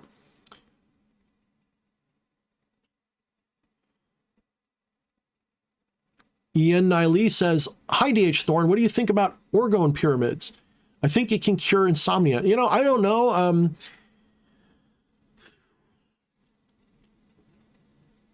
I don't put a lot of stock into the idea that substances do spooky woo shit. I think that they are symbolic, and the divine uses the symbolism to transit to dimensions of the multiverse in which weird shit happens, I suppose you could put, if I was going to dumb it down really a lot. But, you know, I don't know. I mean, I do know that I have a certain affinity for crystals. I like using them. Even if they're just symbolic, I enjoy them. And I've never had like legit orgone. I've had a lot of like resin sculptures. They're not the same thing though. So I don't really know. You know, I'd be interested in getting one. I don't have insomnia though. Like, the only times I have insomnia is when like I'm having an anxiety attack or something and my brain won't stop. My consciousness is fine with it. Like I can distance myself from it, but my body won't sleep. And I'll still rest as much as I can, but you can ask my wife. I pretty much go right to sleep when I go to bed. I pretty much go right out. Like that's not a problem for me. Odo says, is Fleshy ever coming back? I don't know. Fleshy, you know, Fleshy's been my friend for going on, I don't know, Sometimes it feels longer, but I think like 5 or 6 years. And he's been my friend online. Like, we've never met in person. And he's still my friend. And, you know, we haven't hung out much lately. He's been super busy. We had an opportunity to hang out last night, but I sort of zonked out when we were supposed to do our thing. Like, me and Eddie and Fleshy and I think Jen Vatsa and some other people were going to kind of hang out privately and just, like, it wasn't going to be a public hangout, and just talk and do cool stuff. And I kind of zonked out. And when I looked in on it, at one point, it looked like 1 or 2 people were still there, but it looked like it was over. So I just kind of said, fuck it, I'm tired, I'm going to bed. As far as I can tell, he and I are still fine. But he's been going through, like, he's been working extra and has been stressed out from stuff. And, you know, certain things he kind of burned out on, like the social media stuff. And, you know, he enjoyed doing this, but don't forget he's a Gemini. So the guy changes, he's mercurial. He probably got a little tired of it, you know, and certain things were political going on. And it just, you know, it's one of those things where it's like, you know, I think we all just kind of decided that, like, social media can go suck a dick for a while. And his leaving just sort of reminded everybody how sick of this we are. And not you guys, it's not like we're sick of you guys, but it gets very tiring to be in the public eye and to have to deal with haters and the stupid community drama, especially on fucking Facebook of all places. Dude, Facebook is like the worst, man. I really Facebook and Twitter, but they're really, like, people are just complete scumbags. Somebody the other day was just laying into me with, like, the rudest shit. And so I blocked them. And then somebody was like, why did you block them? It wasn't right. I'm like, well, because they're being a dick to me, dude. I have no reason. So I made a post about how I will block people on my personal Facebook page. That's my personal page. Pictures of my kid go there. Like, that's like my front porch, dude. Even if it's just the front porch for my character, that's still the front porch. That's my space. I demand respect in that space. I don't mean you have to agree with me. I don't mean that you have to kiss my ass. I just mean treat me like an equal. Treat me like a human fucking being, or don't show up. If you come there and you start talking shit, I'm going to block you. I'm not even going to hesitate. I'm not even going to scold you. I'm just going to block you and then ridicule you, because I'm not going to come to your page and talk shit. So when I blocked this person, I made a post about it because I wanted to remind people, like, this is not a right. This is a privilege to be here. You want to follow me on my public services? Go ahead. I'm not going to stop you from following me, but I'm not going to let you talk shit to me. It's just not, I'm not interested in it, especially when you get, like, super personal about it, you know, especially when it's just beyond, like, basic level trolling. So I made a post about it, and then some people were like, oh, you're being whiny. I'm like, well, now I guess you get blocked too. So I'm kind of like, I'm really over all of this shit. I'm really over, like, in my everyday life, none of these motherfuckers would have the balls to walk up to me and talk shit, because just people don't do that. And if they did, I'd probably laugh and walk away, you know. And if they made it violent, then that's going to be their mistake. So people don't do that. Normal people don't go up to people and insult them and criticize them and treat them like garbage. But somehow online it's okay. Well, now, you know what? I'm standing up for myself, I'm saying it's not okay. I don't do that. I don't want it to be done to me. I'm not saying I want a safe space. You can be critical of me. You can make posts about me. Go make a group about how much you fucking hate me. I've seen people make memes about me. So fucking what? Doesn't mean I want to see it. So we're all sick of this. A lot of us that do this are sick of this shit. We're sick of the way things are working. And then when you add into it the censorship and everything else, it's exhausting, because I'm looking at my numbers and I go, you know, I remember when I could like fart into the microphone and people would fucking subscribe by the droves. Now, if I say COVID, I got to worry about being fucking shadow banned for a month on YouTube. Or I notice on Facebook, I could make a really simple post about something that's non-political in any way, and 120 likes and loves and all that stuff. If I say one thing that's about current events, I get 5 or 6. And I asked my followers one time, I said, is it just that it's that unpopular to talk about these things?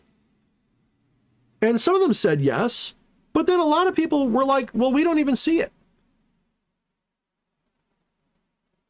So it's a form of like algorithmic banning.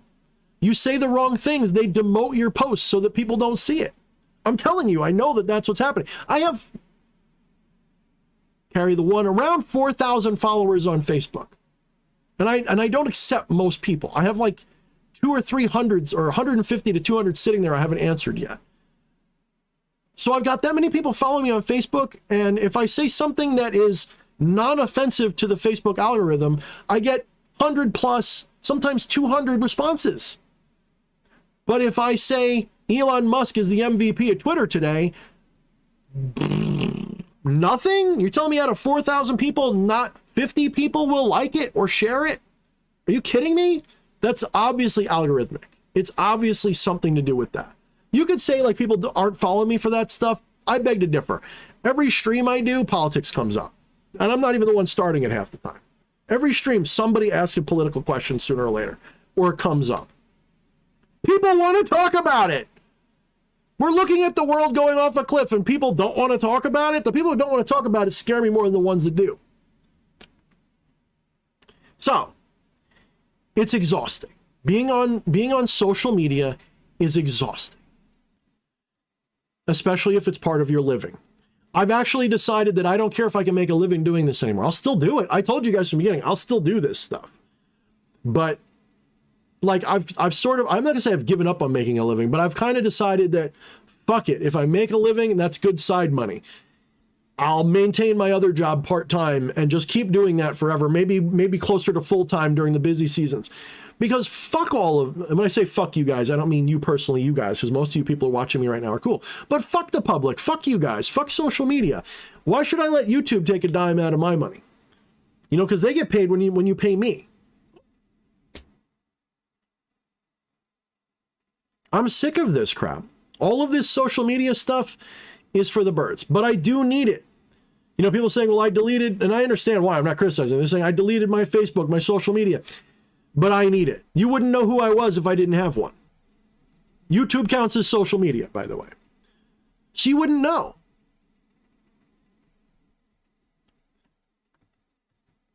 So social media is garbage. I fucking hate it. And it's both the best and worst thing right now. What we need to do is we need to take it back. And, you know, a lot of people are saying, well, you got to have all these alt tech platforms. You got to support them. Yes, you do, but not because they're going to overtake the currently established ones. The point of alt tech is to put pressure on the big tech companies so that someone like Musk can step in and start buying it and fix it. That's why. So I'm supporting alt tech with everything I got. Maybe not everything, but I'm definitely supporting it. You should too. If you like my work, follow me on BitChute. I don't use Minds or Gab because I'm not into that kind of stuff. I don't like the 260 character or whatever 140 character word limit. I think that's stupid. I'm a long-winded person. I can't talk about spirituality with 140 words. Sorry.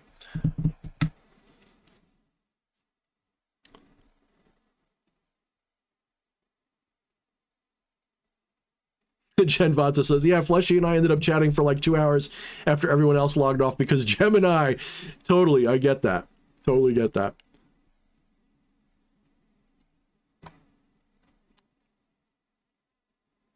Aw, Yenny Lee says, you were right about this, DH Thorne. You're a nice person. I don't know. I'm just a person, dude. I appreciate that. And I you know, it took me a long time to accept compliments. I have to tell you guys, anybody who knows me knows that, like, when somebody would give me a compliment at first on social, I'd be like, thank you.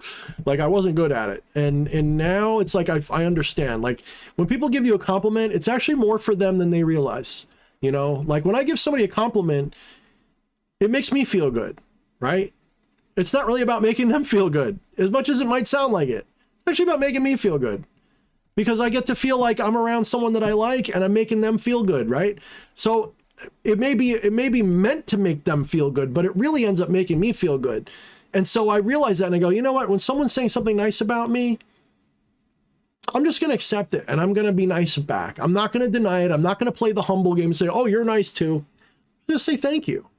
Because it takes a lot to reach out and tell somebody that they're a nice person, or, you know, it takes more to say something nice. Have you ever noticed that it's harder to tell somebody a nice thing than a hard thing on social media? It's really easy to talk shit, but it's hard to say, you're a nice person. You know that? Why the fuck is that? I don't know. I mean, I don't have a hard time doing it, but whatever. Man, social media is balls. And, you know, people who know me know I don't generally start shit. That doesn't mean that I'm not sometimes surly or have an attitude or insensitive or any of that stuff. I'm a human being. I have my, you know, I don't call them flaws, but what other people would call a flaw.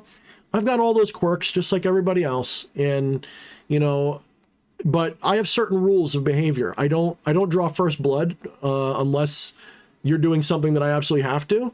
So you don't see me. I'm not saying it never happens, but it's really, if it does, I'm drunk or something. I'm not above drunk booking or drunk twittering, but you know, I dislike it. And, you know, but I'm not going to say never. I'm going to say I don't like it. And so I genuinely try, especially if we're having a discussion, I don't like to lead with insults. I think that's stupid. So, you know, I tend to respond to those things very harshly. So. And Jen Vatsa points out something really important, because we all went through it lately. Though anyone who has been friendly with EA Quetting, there was a period there last year or so that it was very difficult because people trying to hurt him were attacking us. And it was very difficult for some of us. I found it easier than most because haters are haters. I don't care that much. But some of them were really trying to interfere with some people's businesses, like Jen's and all this stuff. It was very painful for some of us. So she pointed out, she says, I've been laying low, and this is my advice. Don't fight for people who won't have your back when you're under attack. Let them fight their own BS. Completely agree. Completely agree. And some of those people are probably people that I still consider friends, by the way, Jen, and I get what you're saying. I don't disagree. You know, it's like, you know, not that I expect reciprocity, but if I can go into something and look at this and go, well, there's no intention of reciprocity. If my back is my own business and you still expect me to have yours, then why would I do that? You know? Yeah. So really, you know, I've decided that that's why I'm going to be doing this temple thing and that I'm going to be starting. If you go to my website, www.mindtheshadows.co, not com, but co, you will see that I am planning something. It's in the works. If I actually end up doing it, everyone will rejoice or probably say something or maybe be nasty about it. Don't know, but it will be done and it will be cool. But if I do that, it's still a me project. It's still my own island in the sea of crazy.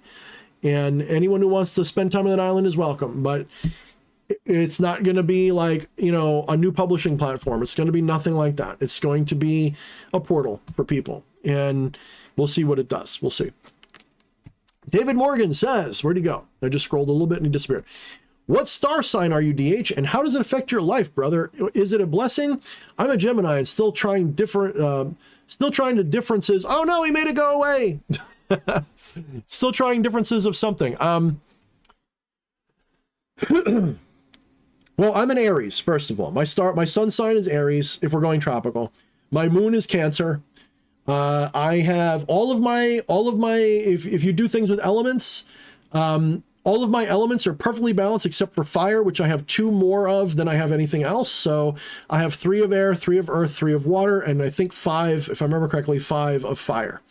I have 10 trines, which is ridiculously unusual.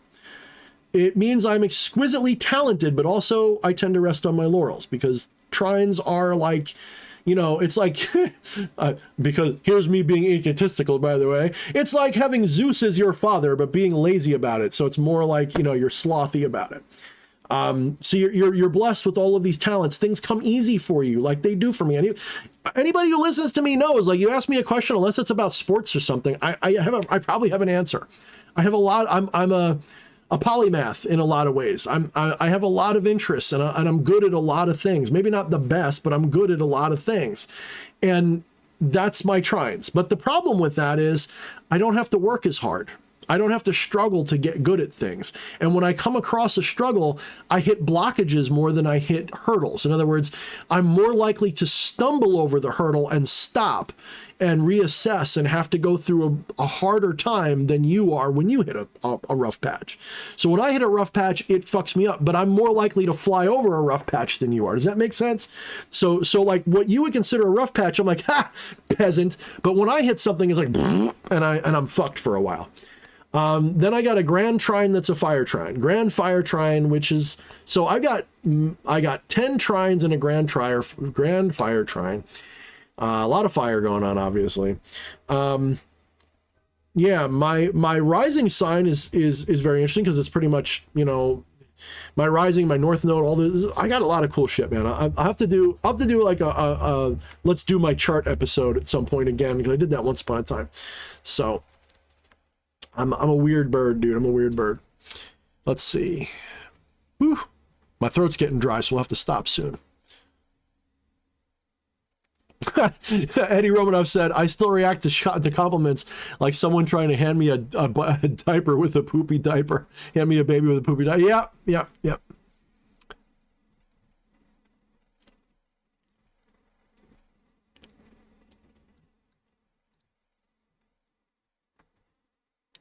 Jen Vatsa says, the middle finger is the Gen X salute. And you know what sucks about it? Nobody cares when we do it, man. Gen X, we just get ignored. Man.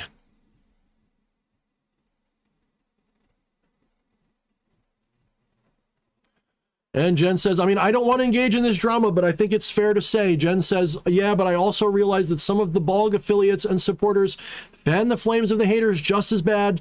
Shrugs, I'm just going to do my own thing. I do not blame you. You know, there's people that I consider my friends who I am very critical of right now, because it's like, you know, online drama is cured with like a click, block people and fucking don't look. If they're saying things that are really slanderous and hurting your business, if it's actionable, then do it. If not, walk away. Haters are going to hate. You can't stop that. When I see some people every day, every 2 days, they've got some new enemy that they're trying to like expose or whatever. Dude, that's great for clickbait, but it's terrible for your soul, man. It's terrible. Not interested.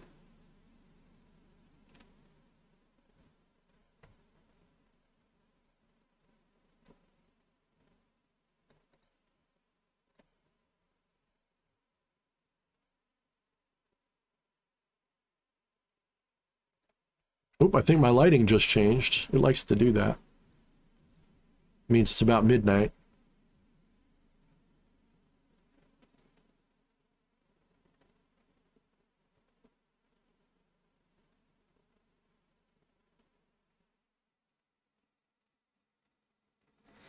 Alpha Draconian says, wow, moon in Cancer and sun in Aries. Why?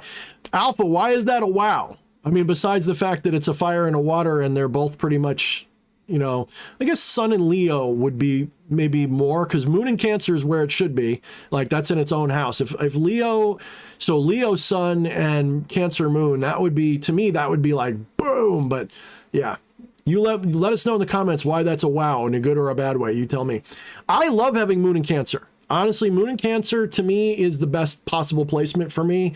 It really, really, really, really, really, really, really, really makes me sensitive, I guess you could say. I'm way more sensitive than I seem.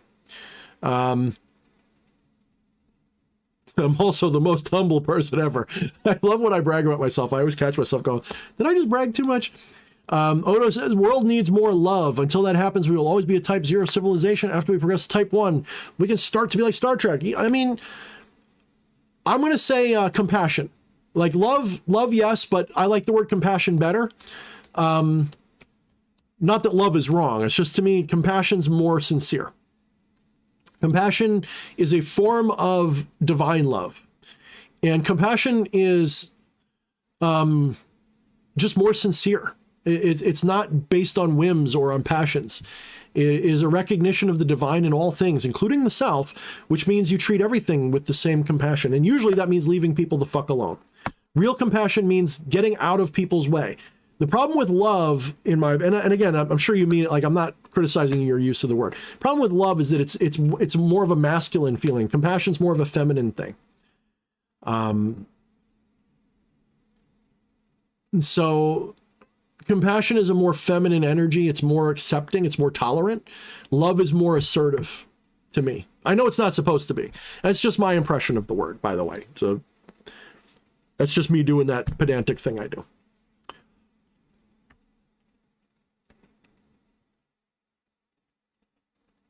Alpha Draconi says, because my sun is in Cancer, my moon's in Aries. I see. So we're like opposites. All right, I get you.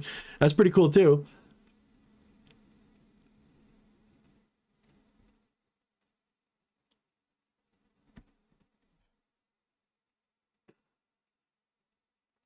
But yeah, no, I genuinely agree with the sentiment, Odo. I genuinely agree with that sentiment. You know, I feel like to become a type 1 civilization, compassion has to take the front. When a black magic, Luciferian, whatever the fuck you want to call me, is sitting there saying we need to hug this out and find compassion again, you know things are fucking bad. I'm just saying. If I'm telling you that it's time to hug it out, things are really bad.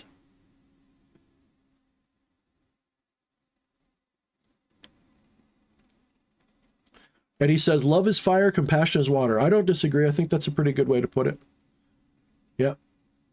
Love is definitely feels more, and I'm not saying love is wrong. You know, mix the two together. Get your steam going.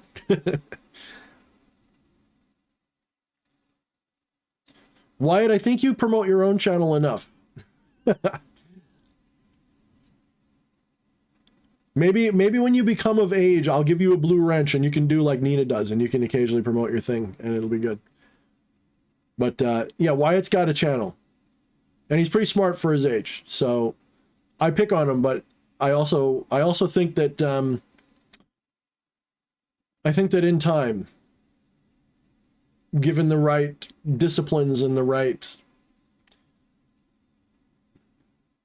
patience, I think Wyatt could work out to be something pretty impressive. So he's got to get his head out of his own butt, though.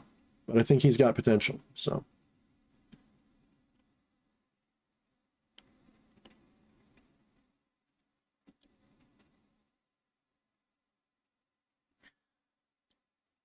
yeah, Jen, I agree. You know, she says that's the thing. I really don't hate anyone in the community. I just see people beating each other up with the collective unresolved trauma. It's like no one has ever heard of shadow work. You know, and I mean, here's the thing, okay? Jen and I, in a lot of ways, you know, we're on our own journeys. And Jen and I are unlikely friends because we come from opposite aisles politically in a lot of ways. Although I think she's seeing the light in certain areas and I'm seeing the light in certain other areas. So we agree actually fundamentally on fundamental principles of things, I think. You know, a general intention to do the compassionate thing. And Jen and I being of that Gen X era, we can agree to disagree and not hate each other. Very hard for people of different generations to do that because for whatever reason, we're able to look past that and be like, okay, we agree about this one thing that's really unites us. And we haven't yet found a reason to be enemies about it. We've agreed to look and to me, like not being able to get along with Jen tells me something. Like if you can't get along with Jen, chances are pretty good you fucked up. And I'm not saying that to like kiss Jen's ass. I'm saying that in sincerity. In my experience with Jen, if you can't get along with Jen, you probably fucked up. Because she's never imposed on me. You know, even in our disagreements, there was no judgment. It was just a willingness to tolerate and accept. And so that tells me a lot because even I'm not that good at it. Like, I think Jen's better at it than me, to put it another way. And so I think that if people aren't getting along with Jen, the chances are they got the problem. And maybe I don't know because I wasn't in those experiences, but maybe I'm kissing her ass too much. But I mean that sincerely. You know, I've never had a bad time with Jen. So I don't know. Like, I don't know what the problems are with people. Jen, though, I would say, you know, your journey, your shadow work is to learn to look away from the drama and just ignore it. Like you said, we're all dealing with past traumas. And I think your past traumas make you stare at the problem and maybe magnify it and make it bigger than it is when you could walk away and be fine. And I think you're learning that now. I think that's really coming out.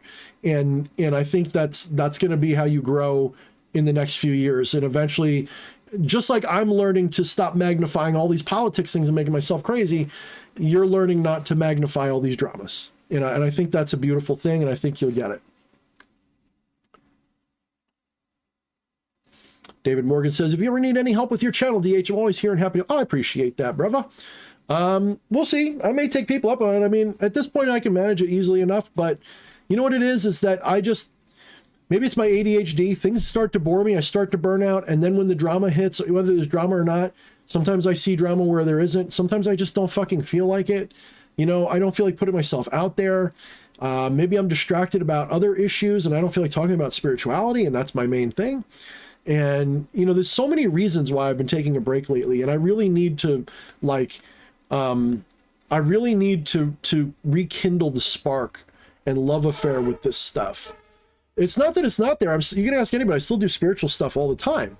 It's just, it's not necessarily stuff that's something I want to talk about. Like it's more internal right now. It's more shadow work right now. It's more about me and not about you. And it's not stuff that I can report on.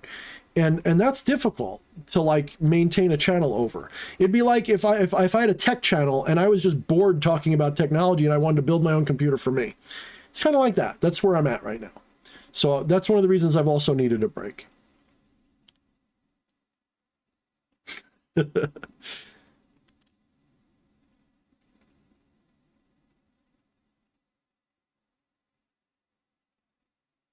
Yeah. So, all right, 2 hours and 5 minutes. So we're probably going to wrap it up a little bit soon. So I want to remind people, my website it's sort of like in the rebuild stage, because I'm going to be releasing something hopefully by the summer. We'll see what happens. I kind of took a break on that too, but it is something that's going to happen. It may change form before I release it, but what it looks like right now is its current form, and it looks pretty cool. And we'll see if I finish it. If not, oh well, fuck it. You know, it's another thing I tried to do and didn't do. But it is what I'm aiming at. But right now, the biggest things are, you know, on my Etsy page, my wife's going to be putting up some new stuff at some point, but she's still got some mirrors there that haven't sold yet. Some mini mirrors, which are pretty cool, and some other ornaments. But I also have my necklaces that I still have a couple left. They didn't sell as fast as I expected, but they are selling. So I think there's 5 left now, or 6 or 4 or something like that. So if you have read Become the Maelstrom and you'd like to have the Trinity of Self as a necklace, I still have some of those. If these sell out reasonably soon, I may get some more. But right now, there's however many are left on the Etsy page. Oh yeah, my wife's slipping in. So these are the little micro mirrors that my wife has started making. These are more ornamental, but I suppose you could probably use them. And they're like, I forget, what'd you price them at, honey? 20? They're 20. So 20 or 15. So these are, and they're actually pretty cool. These actually go really well in altar space. You could still use them for stuff. Oh yeah, what is this? This a regular, that's a regular mini? All right, so here's a regular mini. This one's got the UV light eyes. There we go. So this one's actually a scrying mirror that you can use with UV light if you want to make those lights go shiny. So I think she's about to show more stuff. She got all excited because I brought up the Etsy store. The Etsy store is her baby, so I'm really selling my wife's stuff more than anything. So this is a full-size scry mirror that we sell. I like putting them like this. There we go. I like having them point down. But this is the full-size scry mirrors that we sell. These are not... A lot of people just repaint a mirror, right? I know a lot of people that they'll go to like Michael's and they'll buy a mirror and they'll repaint them. These are all handmade by my wife. Every little bit, including she buys the whatever that is, Lexan or whatever. Lucite. She buys lucites and cuts it and attaches everything together. They're handmade. They're not just a repurposed picture frame. They're a handmade mirror. That's why they're special. It's all millwork I purchased too. Yeah, we have to purchase all the wood and everything else. She paints it. She does. So they're not just... So many people sell you a repainted picture frame and charge like $100 for it. We're charging $100 for something she makes by hand in a shop with love. So if you're interested, check out our Etsy store. The link is in the description. And it keeps her going. She loves putting this stuff out. This is her thing. So that's the main stuff right now besides my books. Of course, there's my Patreon. I'm currently doing a meditation class twice a month through Patreon, but that may take a break at some point. I'll have to see. Maybe in May or June, I might take a month off or so, but it's been pretty good. We've been doing it every other week, and we've been doing all different kinds of meditations. That seems to work best for an online class. So for the foreseeable future, that's going to be going on. So anyway, that's my like, if you ever watch old school PBS, that's my, if you want this broadcast to continue, please consider calling with your kind donation, and we'll send you one of these mini mirrors for a donation of $20. So yeah, we're not, look, I'm not rich. I'm not trying to be rich. I probably make less than pretty much everybody watching me, unless you're like a young kid. I'm not interested in getting rich, but I'd like to be able to eat, and I'd like to be able to have a little skin in the game for doing this work.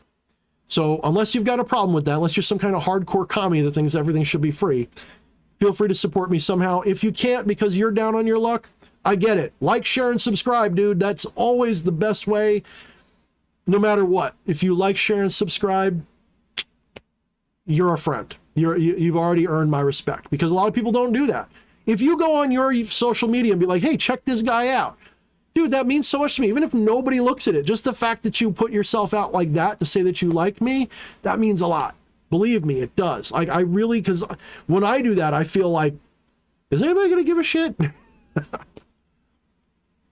Yeah, Jen got hit with the tax man.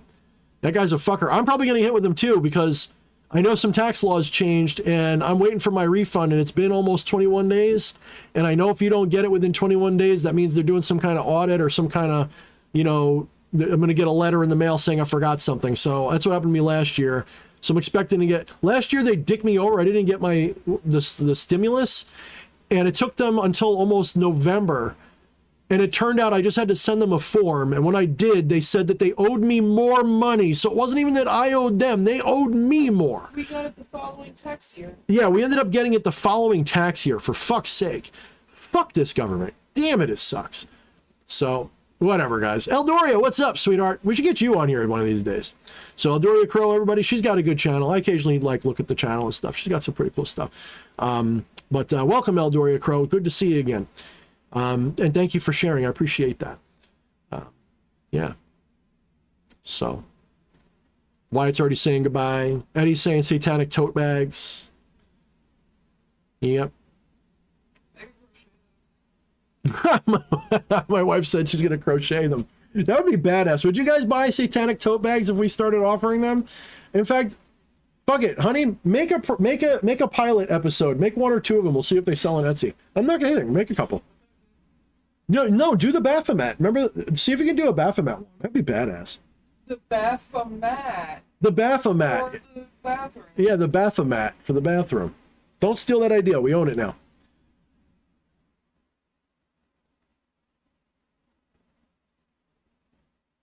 Odo says, I'd rather do a skill I love and help people than work for stupid shit money doing something I hate, just like the Venus Project. I'm not sure what that Venus Project is. I saw you bring it up before. I forgot to say something. I don't know what that is.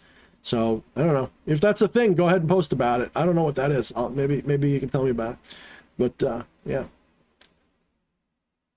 Everyone, you know, if you're listening to me right now, every single one of you has a talent. Maybe it's something stupid like playing a video game. But every single one of you's got a talent that's marketable somehow. Every single one of you could go out tomorrow and find a way to monetize something that you do. You don't have to make it your living, but you can just make it something that you got a little skin in the game for. Do you know how good it feels when, you know, I can look at this work and see half of my income or even a quarter of my income come from it?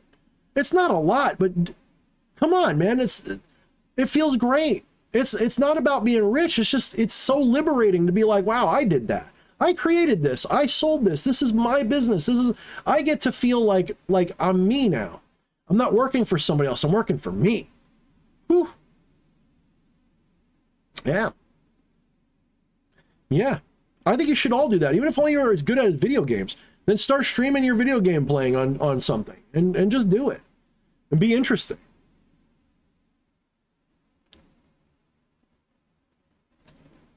So, yeah. Jen says you have to claim it by licking it, Thorne. Gen X rules. I remember that rule. Did you ever play the Kadiddle game? That seemed like a Gen X game. I don't know if it was Gen X or not, but it seemed like a Gen X game. Who here ever played the Kadiddle game? If you know what the Kadiddle game is, punch the ceiling.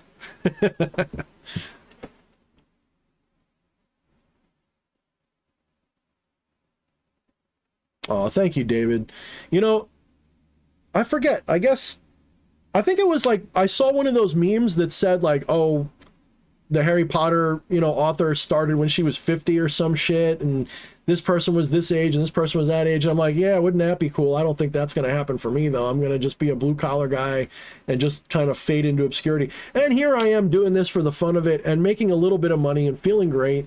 And to be brutally honest, like, that's why I do it. I know I get pissed at this. I know I hate the social media stuff, but I wouldn't do this if I didn't like it, right? So I just burn out on the bullshit part.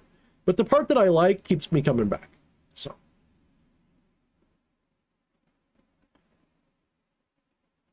You called it padiddle, Jen? We called it cudiddle with a K. I don't know about padiddle. That must be a Pennsylvania thing. We called it cudiddle. For those who don't know, cudiddle was this game where you drive around in a car with your friends, and every time you saw somebody with a broken headlight, you'd have to shout cudiddle and hit the ceiling. And if you were the only one or first one who did it, you got a point. Everybody who did it got a point. You get enough points. Well, usually we turn it into something sexual, but we'll just say you got a kiss or a hug or something. But then we had one that was really special, was a cop car cadiddle. And a cop car cadiddle was the ultimate cadiddle. Like, if you win the cadiddle game forever, but it only counts to the people in the car with you at the time. So if you see a cop car and you shout cadiddle and are the first one to hit the ceiling, pretty much you can have your way with anybody in the car at any time for the rest of your life that was the joke anyway. Nobody ever cashed in on it really, but that was the joke. So.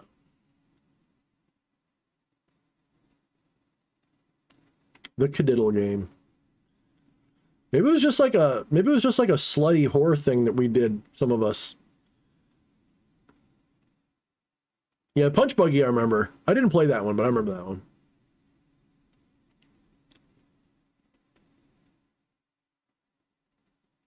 Yeah, I can't imagine Eddie ever not being a grumpy old man. Yeah, I see that. He said, but then again, I was a grumpy old man, but yeah, I could see that. I can see that. In a nice way, I mean. I can see that in a nice way. It's just like your shtick. I think when you're hit like your 70s, you have to turn that around and just be like a goofy, happy old bastard.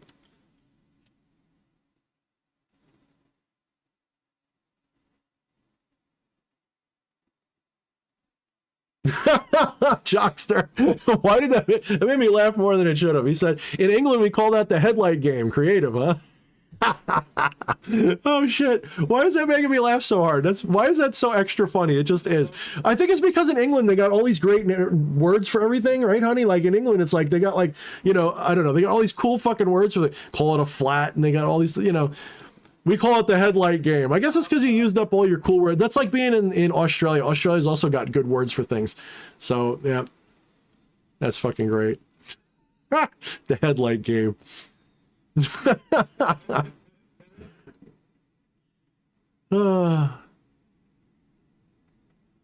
Man, English people are a trip, dude. I swear, you guys are a fucking trip.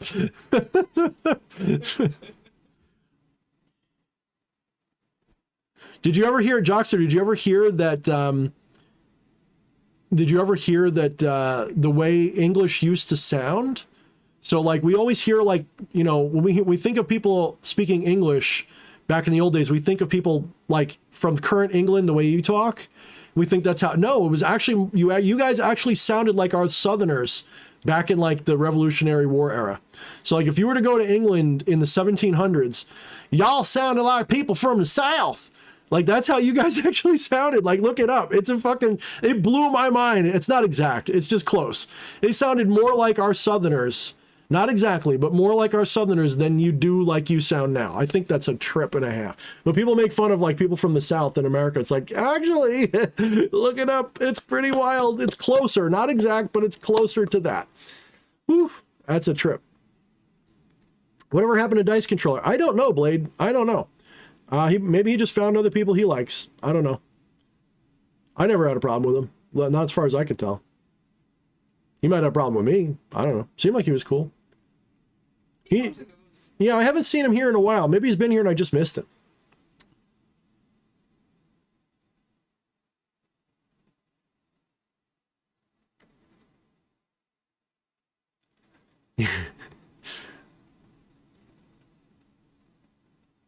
Yeah, I love that stuff. Like, I mean, I don't know, English was one of the things I was good at, you know, and not really though. If you read, like my ability to spell and do grammar is pretty poor, but my ability to speak and read and interest in that stuff is always because I like, you know, I like anthropology and English, you know, studying language is a part of that, etymology and learning about. So I find it, you know, it's one of those things that kind of fucks with your head because unless you learned otherwise, you take it for granted that things haven't always been the way they are. So when you hear English, you think that's always how it sounded. But if you go back far enough, if you went back, I forget, like 500-600 years, you couldn't understand English.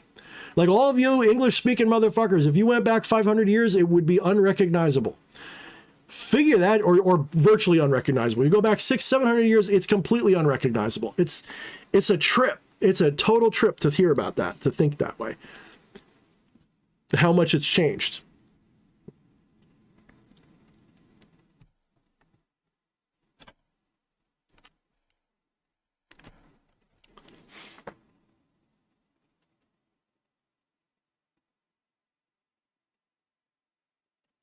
Yeah, Joxer, look it up. He says, I have no idea. Sort of makes sense. So look it up to just confirm it because I think there's some, so what I was saying about it being just like Southern drawl, it's similar enough that they're comparable, like more comparable than modern English is. It's pretty fucking cool.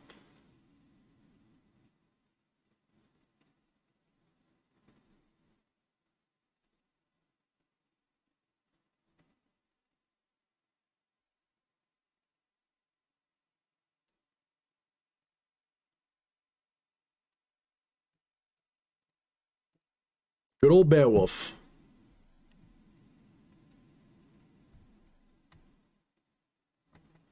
I really should go. Wyatt's bitching because we didn't leave yet.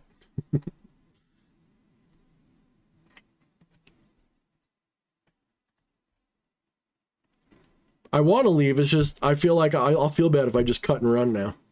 Somebody buy something of mine so I have a reason to leave. I'm just kidding. Yeah, so we'll see what develops. You know, if you go to my website, you'll see a hint, and I'm sort of deciding how I want to do it because here I am all burnt out about social media shit. Do I really want to start another collective? Do I really want to start another community, or do I really want to accent the community I got? You know, man.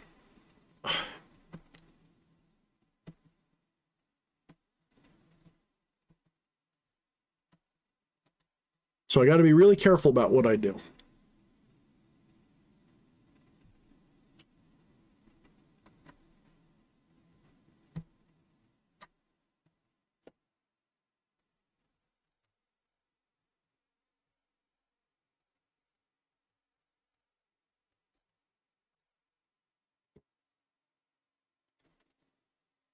Yep.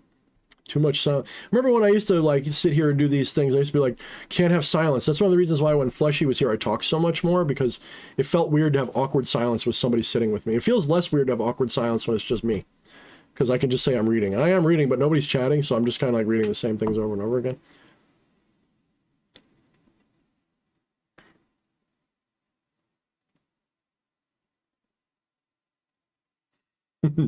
Uh-oh. Why it's bitching that I said he's bitching. He says, well, fuck you too, sir, Thorne's a lot.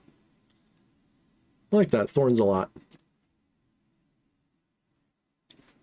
think it was Wyatt who pointed out that, you know, I go by DH Thorne, which is like Thorazotz, which is the symbol for Thor, and it's a thorn, and I do it on Thursday, which is Thor's Day, which is like, it's all these like, you know, all these Thor references. It's pretty interesting. I never realized it myself when I did it.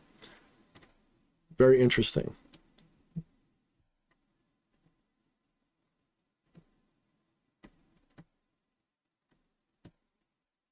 That's right, Eddie. You're completely right. He says, align yourself with the Tao and you become unstoppable. Just let this happen. If you're going to do it, you're going to do it. If you're not, don't worry about it. And you're right, you know. That's one of the reasons why I've been taking a step back from everything. Is it's just I've been pushing too hard. I haven't been wu-weighing enough. I have been actively trying to weigh.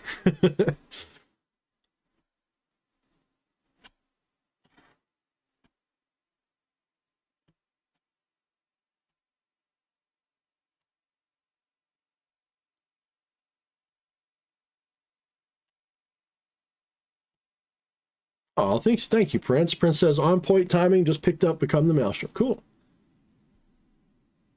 That book needs an update. That thing's going on 3 years old now.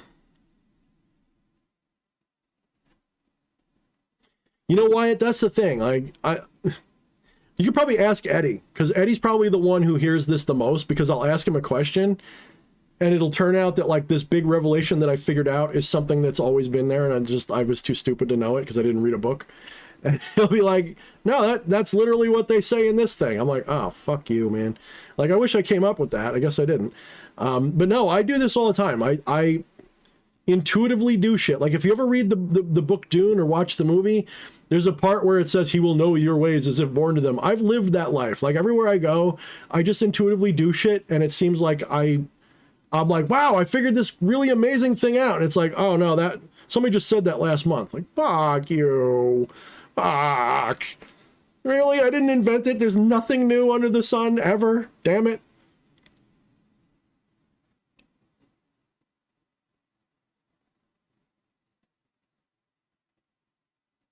That's right. Nothing new under the sun.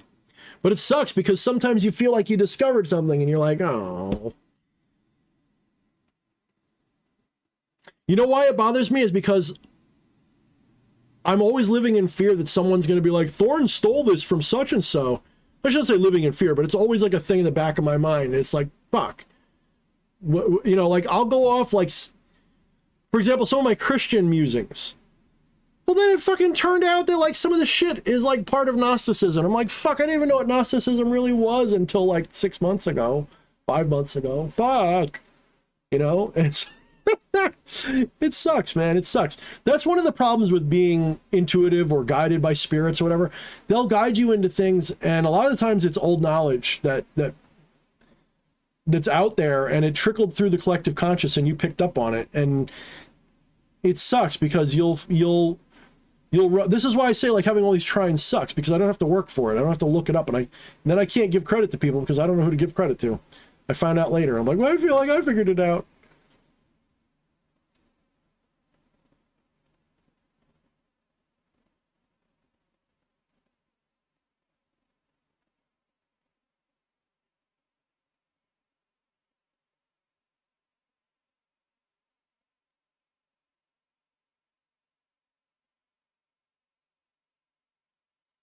All right, I think I'm gonna give it 3 more minutes. So if you got any chat or questions, something legitimate, don't make it something like, you know, why are bananas shaped that way? If you got anything else you want me to say, or you want me to read, or you got a question, now is the time. Otherwise, I think I'm gonna bounce it out and get a drink and get ready for bed. I got to work this weekend at my other job, so. Easter weekend, gonna be selling a lot of trees and shrubs and crap, so that's always fun.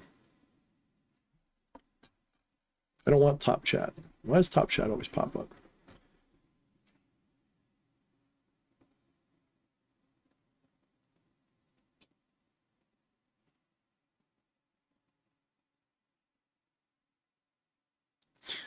Conscientia Divinus says, that's why I don't follow too much people, because I intend to go within. You know, that's the thing. Like, if you know me a little bit, you'll know I'm not a reader. That is to say, I don't read a lot of books, and I don't follow a lot of other occultists. I'm not really interested in what they have to say. And people say, that's so arrogant of you. I'm like, no, it's because I don't want my gnosis tainted by other people's opinions too much. I'm not saying I don't want anything. I want just enough to inspire me to look into it myself. So, like, you know, like I remember when I first got back into this, I definitely looked up a lot of stuff from EA, and I watched a bunch of his videos, and then I was like, okay, I got the gist of what he's doing. And I did some other research, and it was like, I'm going to say maybe I watched like maybe 5 or 10 videos altogether, you know, of everybody, like including EA. And it was one of those things where it was like, I don't need to do more, you know, like I don't want to. I don't want someone else's ideas coming out of my mouth. I want my own. So yeah. Like maybe I'm just obstinate, but I want my own gnosis. I don't want somebody else's.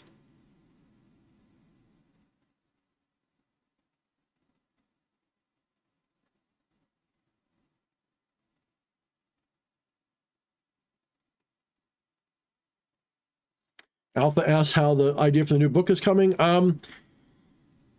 That's complicated. Part of the problem with the new book is so many things. I feel like I've said them so much. I don't feel like writing a book about it. So I'm trying to, my current work has to do with my website. You know, I'm trying to create like,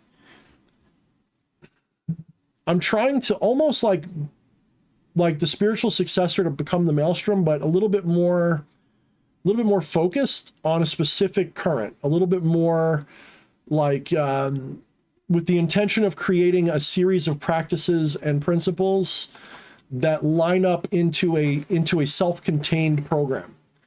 And that's probably the only way I can put it. I sort of want to, so Become the Maelstrom was meant to be everything that I knew and believed within reason, because you can't write it all.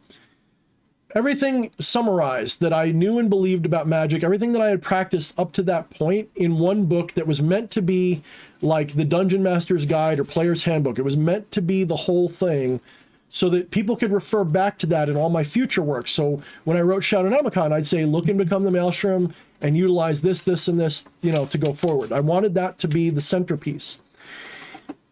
Part of the problem is that over the years after creating that, my knowledge and ability and gnosis changed dramatically to the point where a lot of that foundational stuff has to change. That doesn't mean that Become the Maelstrom's wrong. It's just I feel like there's better ways to look at it now. And any corrections would just be, this is how I see it now. And I'd like to refine all of that and take out some of the stuff that was not filler, but things that I feel are superfluous by comparison, you know, and focus on the things that matter. And I sort of have it figured out. The only problem is I keep running into this, well, is that not just this form of Gnosticism or this form of Hinduism or this form of whatever, just regurgitated in a Western lens? And it's like, well, no, I definitely have my own spin on it. But at some point, I almost feel like, well, go there and study this and go there and study that. And why reinvent the wheel, you know? But again, if you saw my hard drives, I've got like 5 books worth of material written out.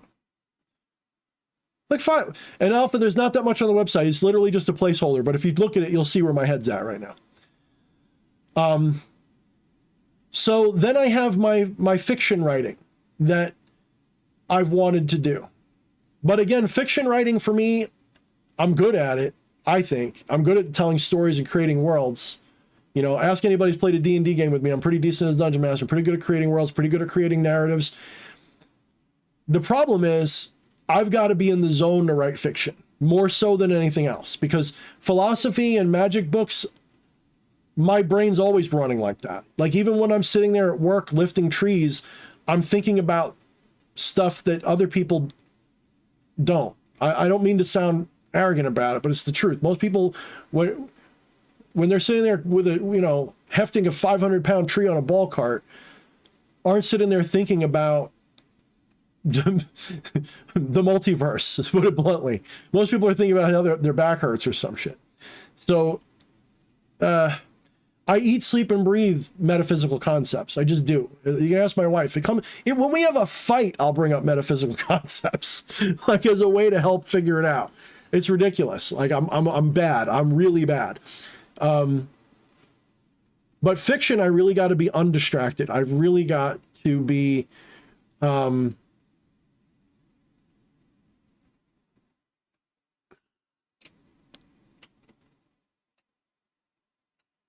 really got to be able to just be creative and not worry about things. And, you know, there's just too much going on. You know, kid just went in the Navy. We got a fucking potato for a president. You know, the New World Order is like, you know, decloaking and proving that it exists. And it's losing right now, I think, but it's going to hurt us before it's gone. And I got a lot on my mind, guys. I just do, you know. Like, the house is on fire. I could be talking about magic, but I'd rather get out of the house right now. So we'll see. We'll definitely see. Alpha love reading. Thank you. Thank you, Alpha. Appreciate that. There will be a fourth one. I got part of the depression I was in the other week. You know, even for a Zen person, you can get anxiety and depression because that's like a physiological, psychophysical thing. You can know you're the divine and still hurt. You know, you can be fully enlightened and still have raging stomach cancer that kills you, right? Knowing your divinity doesn't mean you don't experience bad things. It just means you don't suffer them. So as depressed as I might have been a week ago, I wasn't suffering it. It was just how I was. But part of that depression kind of hit extra hard when I was looking at my book stuff, and I realized it was 2 years since I released a book, and I thought, it can't be that long. It can't be 2 years. It can't be 2 years since I released a book. What the fuck have I done? How did I let that slip? And then I look at the last 2 years of insanity that we've gone through, and I go, oh, I guess that's how. But it's still, I'm not okay with that. I got to fix that. I got to change that. And I will when I'm ready. But part of it, one thing I said to one of my people today, I do consults with someone once a week right now. It's sort of like a mentorship. And we were talking today. And I told him that one of the things that, not a regret, but one of the things that's regrettable about what I do is it's become too personal for me. When I first came on the scene in 2018, I was a nobody and I could hide behind a mask of anonymity, and D.H. Thorne could be whatever I wanted him to be. And there was no prequel yet. You know, there was no, who is this guy? I could literally say anything I wanted, and I didn't have to worry about my reputation or anything because I didn't have one. And so I wrote my first book from the perspective of, I don't care if this passes or fails. I'm just going to write a book. And it sold, you know, $600 worth in the first 2 weeks. And then by the end of the year, it was like $2,000 a month I was making on that book. I was like, holy shit. Like, what the fuck did I do? Well, I did a ritual, of course. That didn't hurt. That helped. But, you know, like what? And the second book, almost the same. Third book, not as much, but still very good. And I consider myself successfully self-published. No, I'm not rich. I think I made $37,000 total for my books in 3 years, whatever. Not that much money, guys. It's not enough to live on by itself. But it's still enough. I could still go to any publisher in the world and be like, hey, I self-published 3 successful books and made a tidy profit. With advertising and marketing and maybe a good editor, I could probably make you guys money. So I could sell my books to anybody. I'm sure EA would have took them, but I told him I wasn't going to give it to anybody. So, you know, he knew. He was like, what would it take for you to publish? I'm like, I'm not gonna. He's like, okay.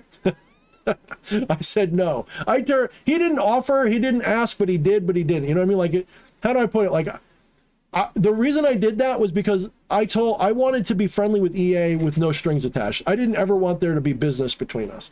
I wanted to get to know EA just to get to know him. I didn't want to have that cloud things. I didn't want him putting his best foot forward to try to sell me on something. I wanted him to just see me as a human being, not as someone he could market. And I think I got to know him better because of that. Some ways for the better, some ways for the worse, but I think I got to know him better, and I appreciate that guy. So, you know, I appreciate that he was cool with that. And that said a lot to me. The fact that he ended up not, you know, not trying to pull me in and, you know, use me to make money tells me a lot, because other people would have, anyone else would have. So I appreciated that about it. So looking at my book stuff, I got to ask, like, why have I not written something else? I'm obviously full of ideas, you know, and it's because of everything it's because, you know, it's like, why work harder when you don't know if it's going to matter, you know? But something's going to break loose, you know, it always does. It's like having a fever. Sooner or later, the fever breaks and something happens. So, all right, Wyatt's now complaining that I lied about 3 minutes. I'm gonna rub his nose, even though he's not really complaining. I'm gonna say he's complaining. I'm gonna be like, why are you complaining? Be happy, you're getting an extra 3 minutes out of me. No, he's right though. I really did say I was gonna go. I'm on a roll. So anyway, guys, I will probably be doing next week sometime. I'm gonna try to keep doing at least one stream a week. I don't know about a video every week. Might be more, might be less. A lot of my videos are going to end up being on BitChute now because I don't want to give YouTube.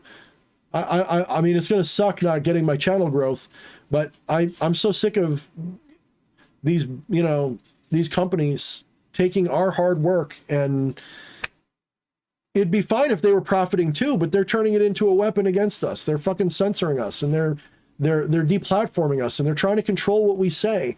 I don't want to support that, man. I'm trying to use them. I'm trying to leech off of them now. I don't want to make them a tidy profit anymore. So, you know, fuck these things until they get fixed, until Alphabet gets the shit kicked out of them and Section 230 gets fixed, or these companies get bought out by better people that don't have these censorious mentalities. I want to keep moving more people over, you know, so yeah. Yep. Oh, Alpha, you may be interested to know that I actually got approached by some people, Madam X, who does some things in Philly. No, excuse me, in New Jersey. They want me to do a book signing at some point, and they were going to have me come in April, but I can't do April. So anybody who's in the New York, the tri-state area, sometime this year I might do a book signing in New Jersey. So if that's near you, you know, like I'm sure Jen could show up, but if she's asleep, she'll probably miss this. So it could be a thing, guys. It could be a thing soon. So. All right, shutting up. Everybody, I appreciate you so much. Thank you for joining. Thank you for your support. Thank you for liking, sharing, and subscribing. Until next time, mind the shadows. Mind the shadows.